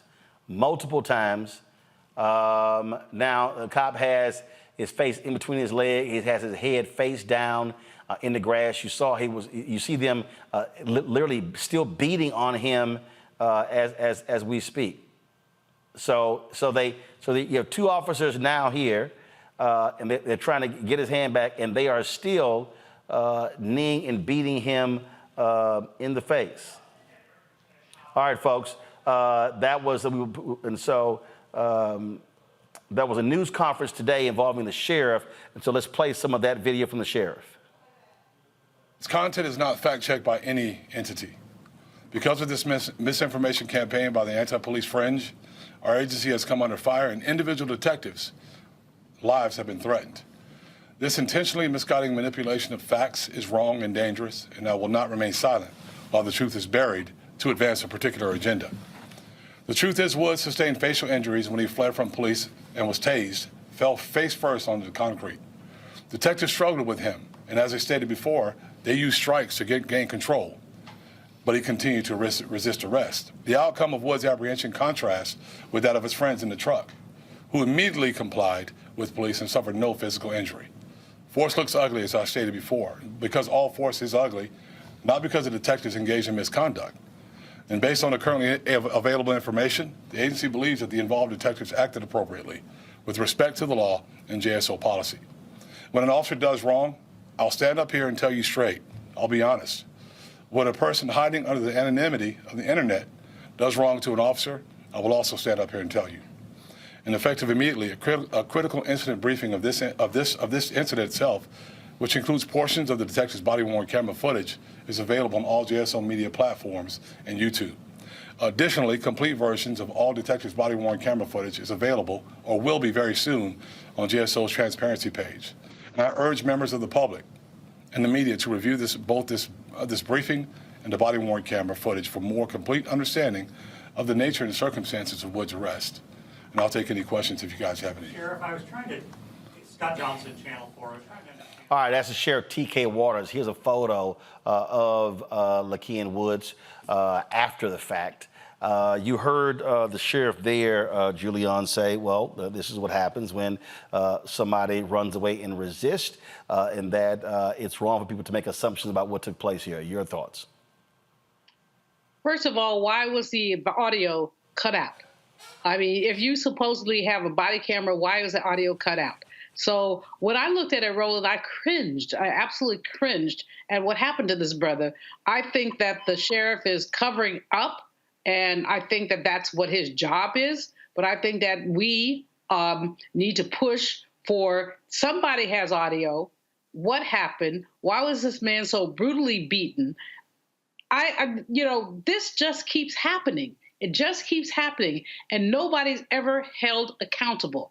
And as you know, I'm doing this research on lynching right now, which puts some ice in my veins, and this is about it. What the culture of lynching is, anybody could do anything to a Black person, and there will be no consequences. This is what we got going on right here. So that brother can stand up there and say, well, this was justifiable. No, it was not. He was, even if he was running, you'd have to do all that. The man was basically brutalized. Congo.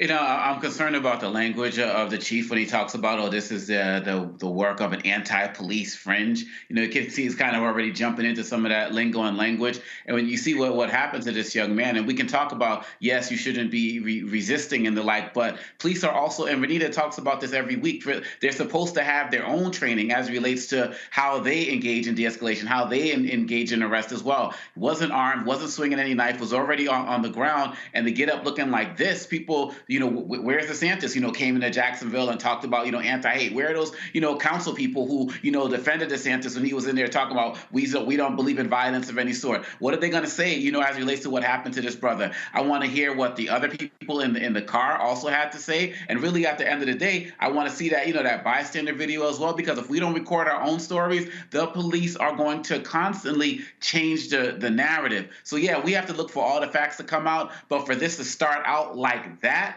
and people just to say, oh, I guess he just wasn't shot, we should be happy, that's just not enough. We need more.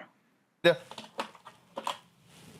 Yeah, and I think, I'm glad that people are questioning this incident, because to me it's completely not feasible, and it is impossible to believe that his face would look like that all from just one fall. It's not like he fell from 10 stories high. He fell from standing up on the ground down to the concrete, and you're going to tell me that his eyes are going to look like that? I mean, no, that the way that his body looks is not something that would be consistent with a person, who's standing up on level ground and just falling to the ground. It's just not. And so I think that these incidents are very telling. The press conferences they have after are very telling, because here you have the sheriff complaining that people are saying things on the internet.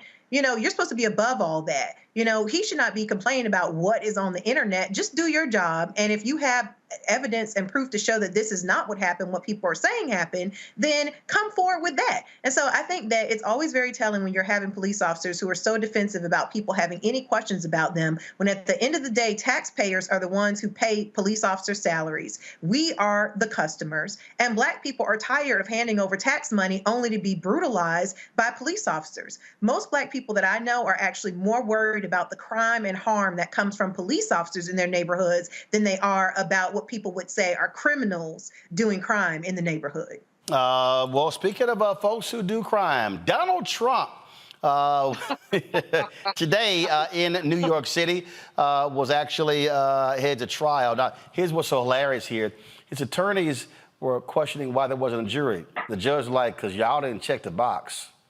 Talk about how dumb they were. So it's going to be a trial by the judge. Now, last week, he already ruled that they committed fraud. laid out flat out. They committed fraud by overestimating what his properties were worth. In fact, now Donald Trump's like, oh, my defense is this is just real estate.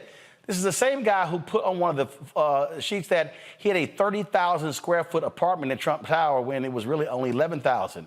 So maybe he's really horrible at math as well. And of course, Tish James, she spoke outside of the courtroom before it started, and boy, she made it clear he's going to be brought to justice. Do y'all have that sound for Tish James? All right, so Tish James, y'all, I was just laughing because Donald Trump, he spoke, blasted the judge, called Tish James racist, and all of that, and it was kind of like, really, player? Is that how we doing that thing? But she, of course, was sitting in court and just could not wait to jam him up. And with the judge ruled last week, and of course they're going to be appealing this, but the judge ruled last week to take the business licenses of the Trump organization, which would make it impossible for them to actually do business, to allow it to be governed by someone else. And so, I was just laughing today. And of course, it was great to see this video. There was a camera loud in the courtroom. And you know, Fox News, come on, guys, go to my iPad. You know, Fox News is driving them crazy. Well, they actually had to show the scowling orange man in court. And it was hilarious. And then they were all questioning, well, how did that happen? How was that camera allowed in? Well, it was in. Y'all deal with it. And so we got to see him sitting behind that desk. I have been cracking up Congo because he is really mad. I mean, like, he really cannot handle that a black woman is holding him as accountable. So Tish James, the New York State Attorney General, Fonnie Willis there in Georgia, dude ain't happy. Yep, and Chutkin as well is going to be ruling on the gag order soon. Look, it's really amazing. And when we look at all of the different trials, whether it's the rape case, whether it's insurrection and the like, this is the one that actually hurts Trump the most because it goes to the heart of his ego. His whole profile, his whole life, his whole persona has been built on being this larger-than-life billionaire individual, you know, who actually in real life couldn't do anything about his father's help and, you know, blew much of the money that he got. And then the NBC came in with The Apprentice and helped him build his profile, which led to all of this other international financial attention. And the fact of the matter is this goes to the heart of who he is. He is not who he says he is. He's always been a habitual liar about his entire status. I mean, I can't believe that this guy got this far and we still haven't seen his tax returns. But now we got Letitia James and other people who are actually holding him accountable. He tried to stare her down, you know, when he left to the room. But this man has continually been a fraud. And Republicans, this is your front runner. This is your front runner. And so what are you really going to do at the end of the day when you're going to constantly be getting these images, by the way, which Trump is going to be there because he's also trying to fundraise off of this because he's running out of money. What are y'all going to do with this man now? Y'all going to support him in the next debates? Y'all going to support that scowl every single day who won't even come and speak to y'all? So it's about time. They say justice delayed is justice denied. This has been delayed for far too long, but it's about time that we're starting to see the beginnings of some form of justice in multiple areas in Trump's life and the lives of his children. Ivanka shouldn't be allowed to do business in New York either. Renita, the fraud has been exposed. Absolutely. And it's really funny because somebody was talking about this case over the weekend, and there was a meme I saw that said, when it's tax time, Trump is saying that he basically owns a shack. But when it's time to get a loan, he is saying that he owns a beautiful mansion. And that's really what is at the heart of this case. I mean, the prosecutors are really going strong here for what they're asking for Trump. They are not only asking for damages, they're also asking that he not be allowed to be an officer on any corporation in the state of New York. And so you know what that means? That means that basically it's going to be very hard for him or anybody in his family to actually do business, because when you start a new business and you're filing with the Secretary of State for that state, you have to send articles of incorporation, and they require that you have officers, that you list people who are officers who are basically in charge of the company. Those are the people who control the profit, they control the expenses, they control everything about the company. And so if prosecutors get what they want, he essentially will be ruled out of doing any sort of business in New York. And we already know that it was previously reported that he already is at the point where he can't really operate any nonprofits in the state of New York. So they are really trying to handcuff him in a financial way extremely with this. And he is just, he just really hadn't bothered Julianne. I just love to see the whining. You're like, that racist woman, he been using that one. And she's like, yeah, but I'm about to get your ass. She's like, whatever. But Renita's right about the metaphor of handcuffs. I mean, it's so funny. I mean, his brand is everything for him. He doesn't care about the political so much. He really was a reluctant candidate. He ran to raise his profile. He didn't run to be president. He got to be president, and he plucked everything up. But basically, now, his brand is his wealth. And now we're learning, which some of us already knew, he didn't have any wealth, or he had a lot less than he said he did. Like the judge said, how do you get from 11,000 feet to 30,000? I mean, you can get from 11 to 12 or 11 to 13, but you basically up this stuff by a factor of 3. Nope to the nope, nope, nope. So he's sitting there looking like somebody whipped him with whatever. And he, looks very uncomfortable. And he's going to continue to be uncomfortable because Tish James ain't playing. The sister is not playing. And I have a friend, actually, a dear friend, who spent almost a year in jail because he lied on his mortgage application. That was all political, but he ended up spending a year in jail. So, if Tish James follows that playbook, the orange jumpsuit will come sooner rather than later. And if he wants to continue the campaign in an orange jumpsuit and stupid Republicans want to continue to support someone in orange jumpsuit, that would be called their issue. But what we all know sitting here is that this man is a fraud. He's been a fraud. We knew he was a fraud.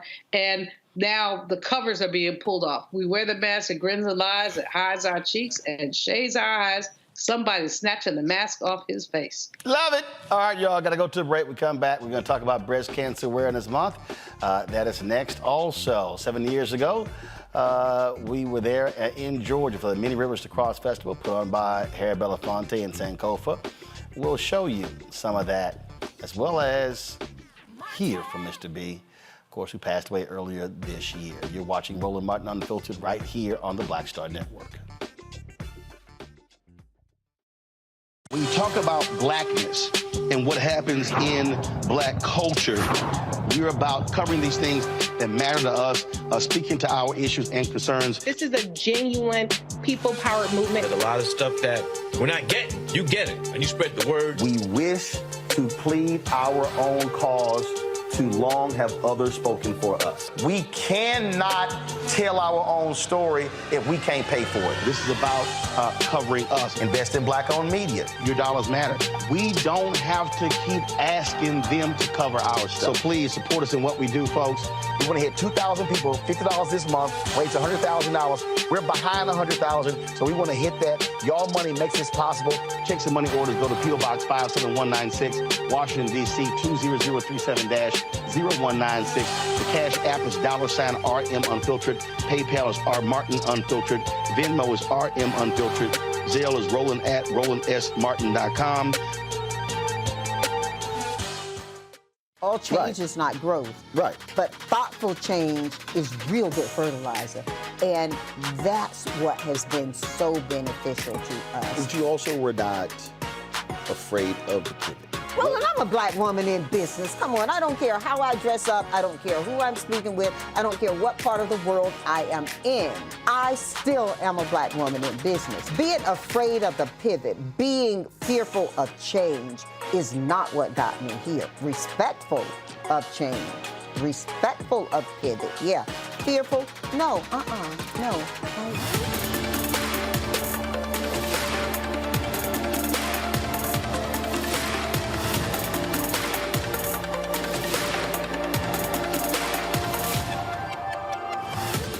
Next on The Frequency with me, Dee Barnes, the amazing Drew Dixon. She gives us the details behind the HBO documentary that shed light on the alleged sexual assaults by Russell Simmons. And we're talking about the Netflix documentary, Ladies First, right here on The Frequency on the Black Star Network. On the next Get Wealthy with me, Deborah Owens, America's Wealth Coach, we talk about the principles of mindset, strategy, and execution. This week, we're adding a fourth, faith. You're going to hear from a mother and daughter duo who are helping thousands of Black women build wealth, all through their faith. You are more than you can ever imagine. Not just obtaining things to show that, but seeing yourself. Making your faith work for you. That's right here on Get Wealthy, only on Black Star Network.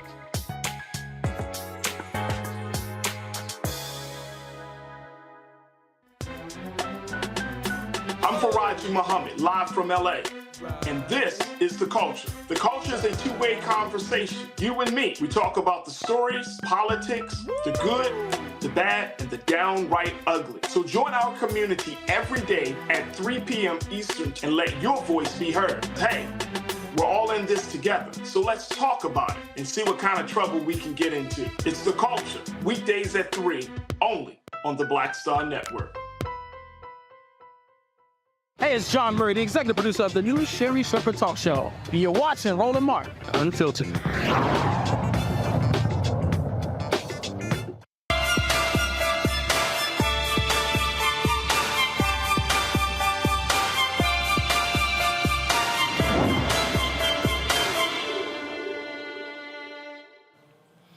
October's Breast Cancer Awareness Month. Annually, there are 255,000 breast cancer cases that are diagnosed yearly, and about 2,300 are men. Of course, when it comes to cancer-related deaths, breast cancer is number one for women. There's a 1 in 8 chance of a woman developing breast cancer. Of course, it has the highest mortality rate of any cancer for women between the ages of 20 and 59. And of course, it obviously significantly impacts African Americans in numerous ways. Joining me now from Annapolis is the CEO and co-founder of Touch the Black Breast Cancer Alliance, Ricky Fairley. Ricky, glad to have you here. So obviously, so explain the concept of Touch the Black Breast.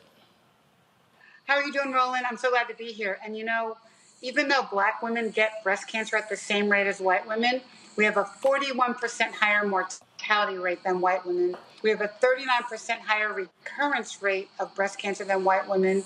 We get triple negative breast cancer, which is what I had, at 3 times the rate of white women. It's the worst one, it has the highest mortality rate. And the worst statistic, Roland, is Black women under 35 get breast cancer at twice the rate of white women and die at 3 times the rate of white women. And we don't really know why, and that's well before they would have a first mammogram at 40. So we are in a crisis situation with breast cancer, and the only way that we're going to change the game with these numbers is to get better drugs to advance the science. We need better drugs because right now there's something's going on wrong with the drugs that we're taking. They were never tested on our bodies, and it's now sort of showing up that, you know, in a lot of science, that a breast cancer cell looks different from a white one, and we need better drugs, different treatments. So we're on a mission to get more Black women into clinical trial research, because that's the only way we're going to get better science, is to bring these women into the science, into the research, and test the drugs on our bodies. So in the last year alone, we've signed up 12,868 Black women for clinical trial portals, which is great, but we have to do more. We can't be afraid of the science. And people are afraid, first of all, doctors don't invite us to clinical trials, which is a major problem. So you have to ask for it yourself. And there's a fear that you're going to get the sugar pill and die. And there's no sugar pill in cancer research. There's no placebo.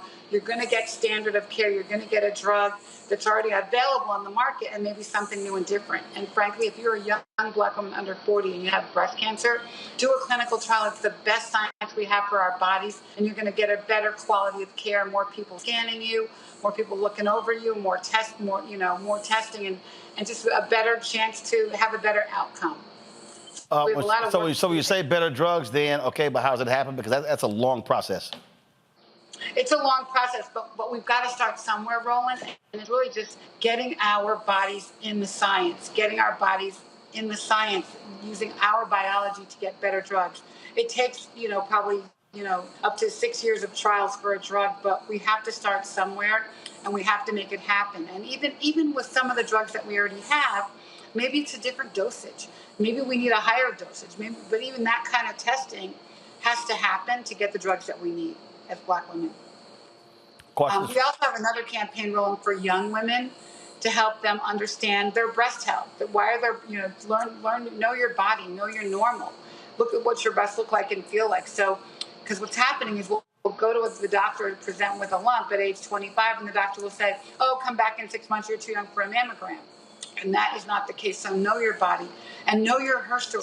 Talk to your grandmas on both sides of your families and learn what your history is. And we know now there's connections between breast cancer and pancreatic cancer and colon cancer and prostate cancer. So even your dad could pass along something that could give you breast cancer. So talk about it with your families. Talk about it with your grandparents, your parents, and if you don't know them, then err on the side that you're at risk. My daughter, we don't have a genetic mutation, but my daughter has had a risk assessment. She's 38, and she has a 35% chance of getting breast cancer in her lifetime. So she's going to have a prophylactic mastectomy because we have 3 years of family history. So there's things that you can do to save yourself and not get this horrible disease. All of our information is on whenwetrial.org. If you want to know about a clinical trial, whenwetrial.org. And for young women, go to loveofmygirls, GURLS.org, and we have lots of information, even a worksheet to help you sit down with your grandma who may not want to talk about it. Our families don't want to talk about health, and we have to. Rita? Yes, well, thank you for being here. This is such an important issue. I was wondering if you could talk to viewers about the need for Black women to request 3D mammograms, which are the annual breast exams that women get. There's the regular mammogram, but then there's also a 3D mammogram, which sometimes insurance companies do not pay for. But the 3D mammogram gives you a lot more information, is very different than a normal, than just a regular mammogram that is not 3D. So if you can just kind of talk about, why Black women should request those. Sure. Well, Black women tend to have dense breasts, more dense breasts. And the only way you're going to know that your breasts are dense is from a mammogram.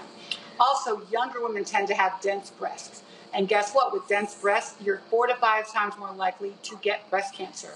So the way around it, a 2D mammogram is useless for us. We need a 3D mammogram. And really what you need to do is go to a facility that only provides 3D mammograms, and then your insurance has to cover it. So just look, find out where you're going and make sure that that's all they do is 3D mammograms. And there are many places like that now. And then your insurance will cover it for you. But it's critical to get a 3D mammogram. Julianne? Hey, Rix.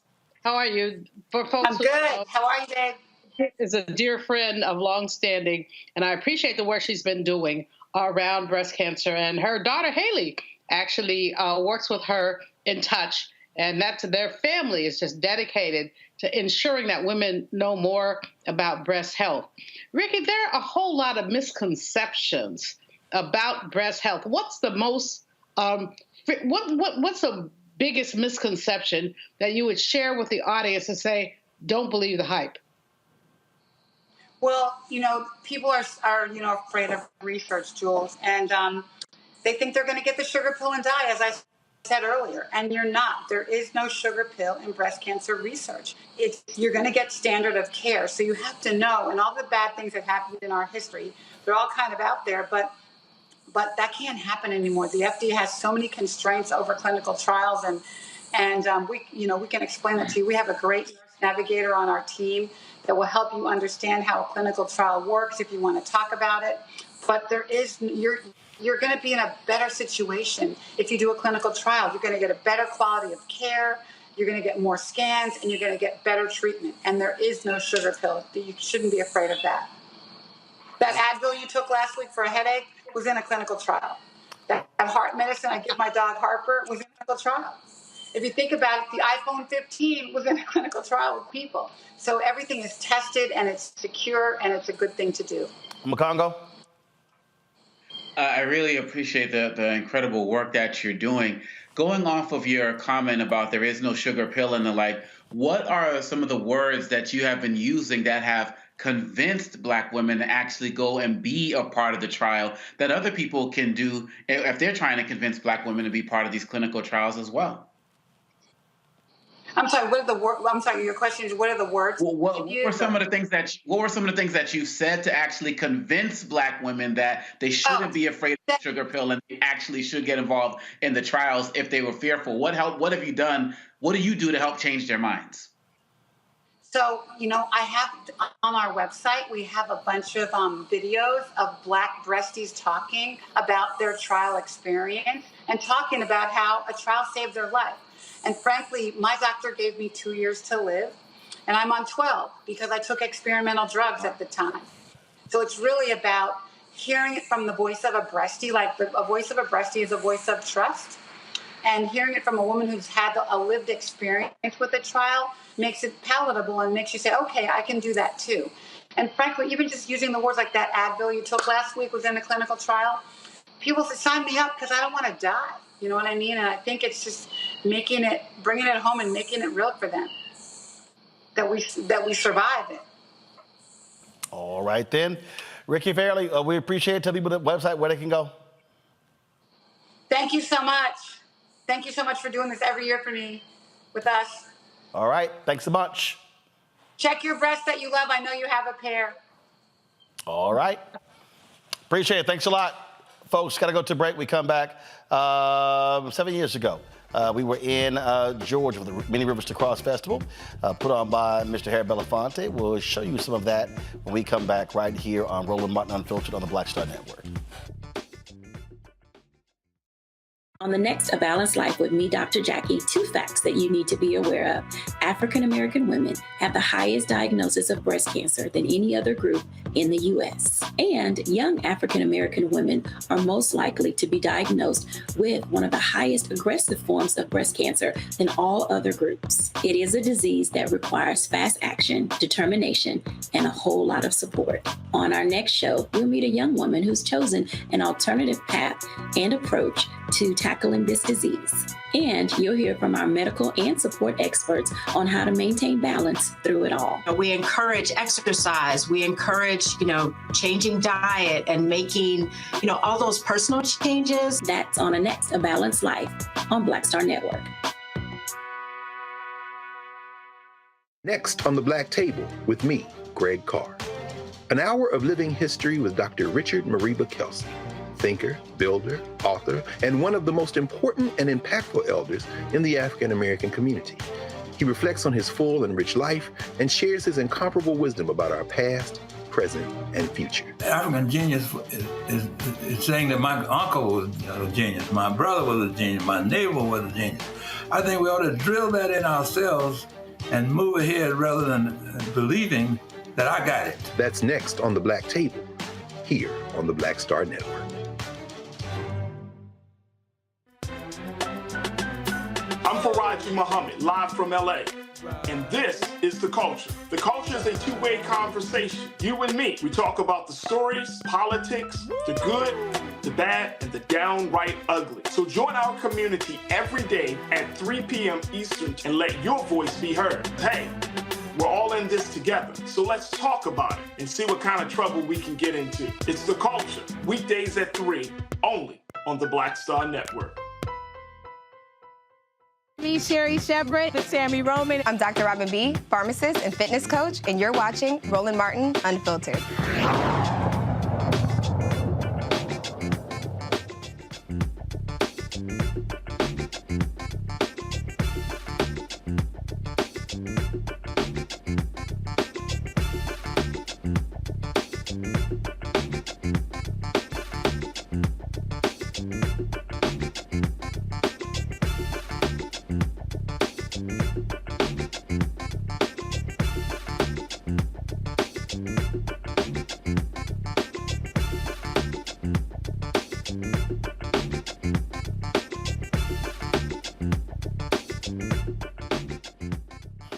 7 years ago, folks, we were in Chattahoochee Hills, Georgia, where the Many Rivers to Cross Festival took place over a 2-day period, October 1st and 2nd. It was put on by Harry Belafonte, his daughter Gina Belafonte, and Sankofa. This is one of the photos from there. This was Mr. B, Michael Beard, and Rosario Dawson. We were there, of course, a focus on arts and activism. There were a number of sessions taking place there as well, and of course, a number of folks who also spoke. And so one of the folks who spoke there was, of course, my dear brother, Reverend Dr. William J. Barber. He addressed the audience, and here's just some of what he actually had to say. Specific enough. One son died. His spirit is revisiting us. Resistance is in us. That's why Rosa Parks sat on the bus.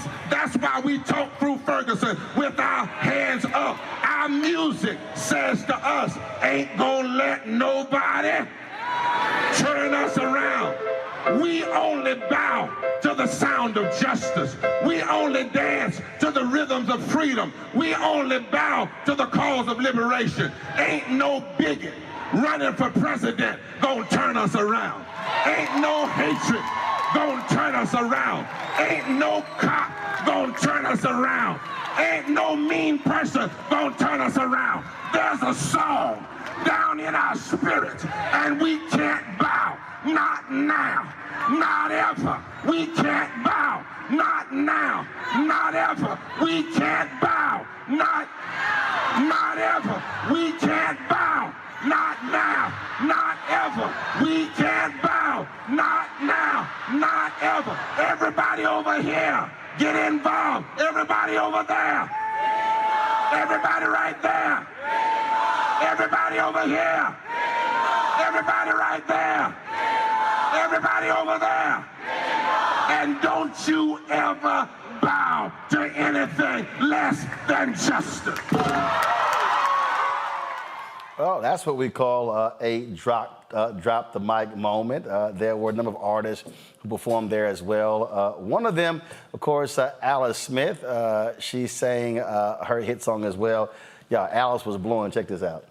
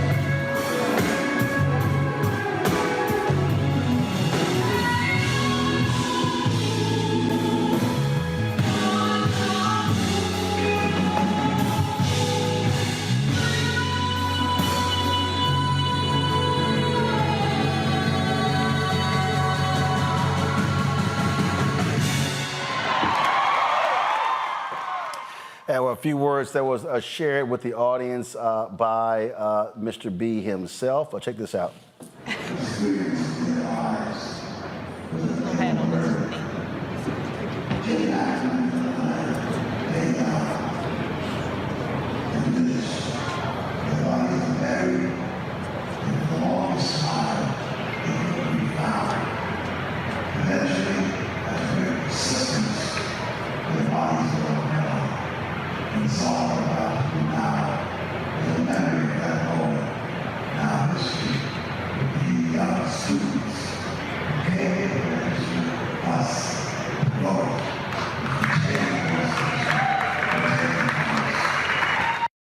And it had been years, literally years, since Mr. B sang publicly, and he did so for those who were gathered there. We're going to just share some of that with you.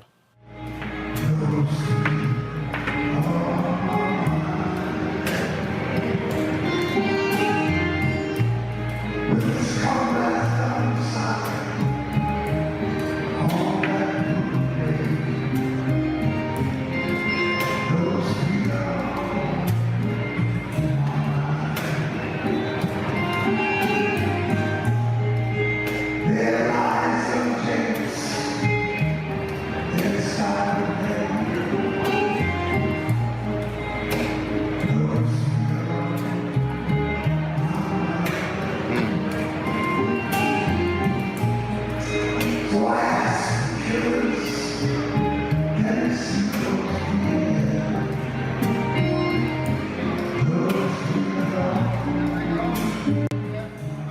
know, Makongo was interesting because in many ways, Mr. B thought that was going to be his swan song. He had been ill a little bit earlier, but he actually lived 7 more years. And that festival was really about just encouraging the next generation of artists to be far more involved in the issues that matter and not just their entertainment careers. Absolutely. And for somebody who's given so much to, I mean, there's so many things that I respect about him and his activism, but the thing that I really love the most is his continual investment in young people, his continual ability to reach out to generation after generation after generation of rappers, of singers, you know, even when people, you know, had tension and, you know, there was this or that, or, you know, he always encouraged people to live by example and not use your art just to enrich yourself, but to make the entire planet better. You know, I heard one of the things about Dick Gregory before he died. He said that, I wish I could have done more for the people. These people, these great men and women who did so much, and they still wanted to do more. And if he was still with us today, he would still be out there encouraging people. So all of us who are artists, who are activists, and who are entertainers, we need to live by the examples that were set for us. Because if we're going to be out there, someone as myself who's a rapper and spoken word artist, to get out there and perform without purpose, and to get out there and to do the work and not want to uplift the people and just be concerned about dollars and reputation, you're going against everything that Mr. Belafonte stood for. And I'm so glad that this festival has been a true testimony to that. And I hope it continues to live on forever, and may he forever rest in peace and power. Renita? Yeah, watching those clips just really made us feel like we were there. And so, you know, one of the things that I would say that really stood out to me was Reverend Barber's speech. Oh my gosh. To me, if your pastor is not preaching like Reverend Barber, not talking like that, they shouldn't even be up talking, because he always drops the mic and always talks about issues that are always so timely and always what people are really thinking about and struggling with. And so I just love Reverend Barber because he always, you know, reminds me of what pastors are supposed to be, which is community advocates as well as people leading churches. Julianne? You know, Roland, you almost got me to tears. Mr. B and I met years ago. We were in Blue Mountain, New York, which was up someplace, to talk about progressive issues. And he was an entertainer, but he was also an intellectual. And people forget that. He was more than Deo. He was a brother who actually brought people across racial lines to the table, and he basically embraced younger people. And, you know, Reverend Barber is my brother, and he was throwing it down. It's so important, Roland Martin, for you to do what you do in the context of this, for us to go back 7 years and see what has happened, and to, like I said, I'm not going to talk because it really makes me emotional to see these men who are very important in my life, to see them doing their thing and to remind us what's so very important. So thank you, Roland. Thank you. And, you know, Mr. B, you know, I got on his nerves. I'll tell the truth. I got on his nerves. He says sometimes, just be quiet. Reverend Barber, I don't get on his nerves. That's a blessing. But these are brothers who stand in the gap between what is and what's supposed to be. What is and what's supposed to be. So thank you for sharing that. This, of course, is, first of all, I appreciate that. This is one of the photos of one of the sessions that took place. That was Aloe Black, Gina Belafonte, his daughter, Mr. B, also Jesse Williams, that was there. And so we covered that. For when I was at TV One. And it was, you know, first of all, I wish a lot more people had attended it, but it was great doing so. And I do hope people understand, to really underscore Julianne's point, this is why Black-owned media matters, because the reality is these type of things happen all the time in this country. And I can tell you, you didn't have a lot of mainstream media out there. You didn't have MSNBC cameras. You didn't have CNN there. It wasn't being simulcast. And so we were there. I remember there were folks at TV1 who were like, yo, why are y'all doing this? And I was kind of like, well, I'm the managing editor of this show, and that's what we're going to do. And so many of these things happen, and then of course, when you begin to look back, and again, 7, 8, 10 years, and really what happened, I was in a group chat, and Rashad Robinson actually posted the photo, and I was kind of like, yo, completely, I didn't forget about it, but of course, reminded me that was today, and so I sent some.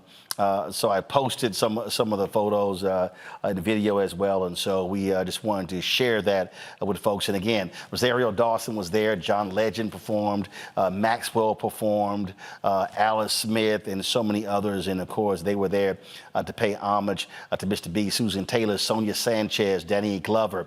All of those folks were there participating, and so we were there to actually document that stuff because, again, when we talk about so many things happen in our community that never gets the kind of coverage that we think is critically important, and to me that's always awful because when mainstream media is deciding what they think is important, well then those things often happen. And so we're going to do just a little bit.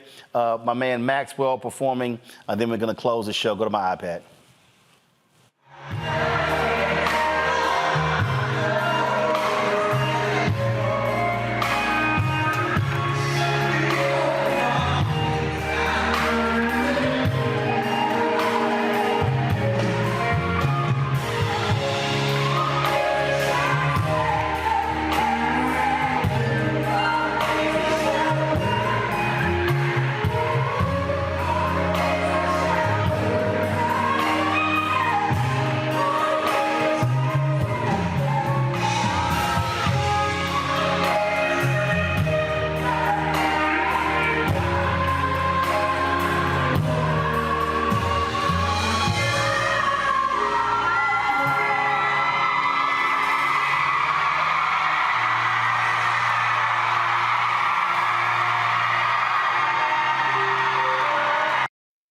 Again, a little under 6 months ago, Mr. B passed away. You know how we always honor him on this show.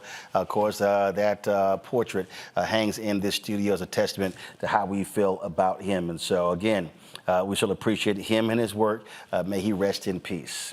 Folks, Renita, Omakongo, Julian, really appreciate y'all joining us on today's show. Thank you so very much. Folks, y'all want to support us in what we do. Again, the stories that we tell, the things that we remember, doesn't happen without your support. Doesn't happen unless we're there to document these stories and cover these stories. And so your support matters. Our goal is to get 20,000 of our fans contributing on average $50 each a year. That's $4.19 a month, 13 cents a day.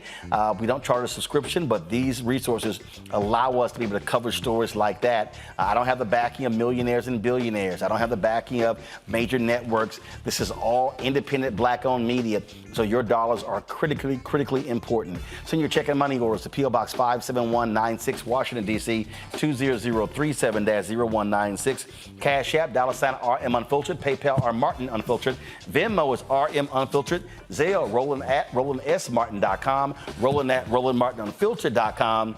And of course, when you buy my book, White Fear, How the Browning of America is Making White Folks Lose Their Minds, you also support this show because those dollars come right back into the show. So buy the book on all different platforms, and so you can download it. You can also buy it as well. Before I go, let me shout out Latasha Brown, Cliff Albright. Cliff had one of these on at the White House for the Juneteenth concert, and he was like, yo, he said, we didn't get you your Black Voters Matter dashiki. I was like, nope. So they sent it to me, and so I appreciate that. And so, of course, see what it says, Black Voters Matter on the front.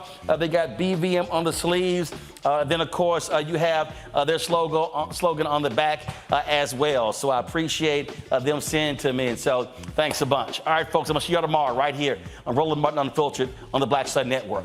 Holla! Folks, Black Star Network is here. Oh, no punches! I'm real revolutionary right now. Support this man, Black Media. He makes sure that our stories are told. Thank you for being the voice of Black America, Roland. Stay black. I love y'all. All momentum we have now, we have to keep this going. The video looks phenomenal. See, there's a difference between Black Star Network and Black-owned media and something like CNN. You can't be Black-owned media and be scared. It's time to be smart. Bring your eyeballs home. You dig?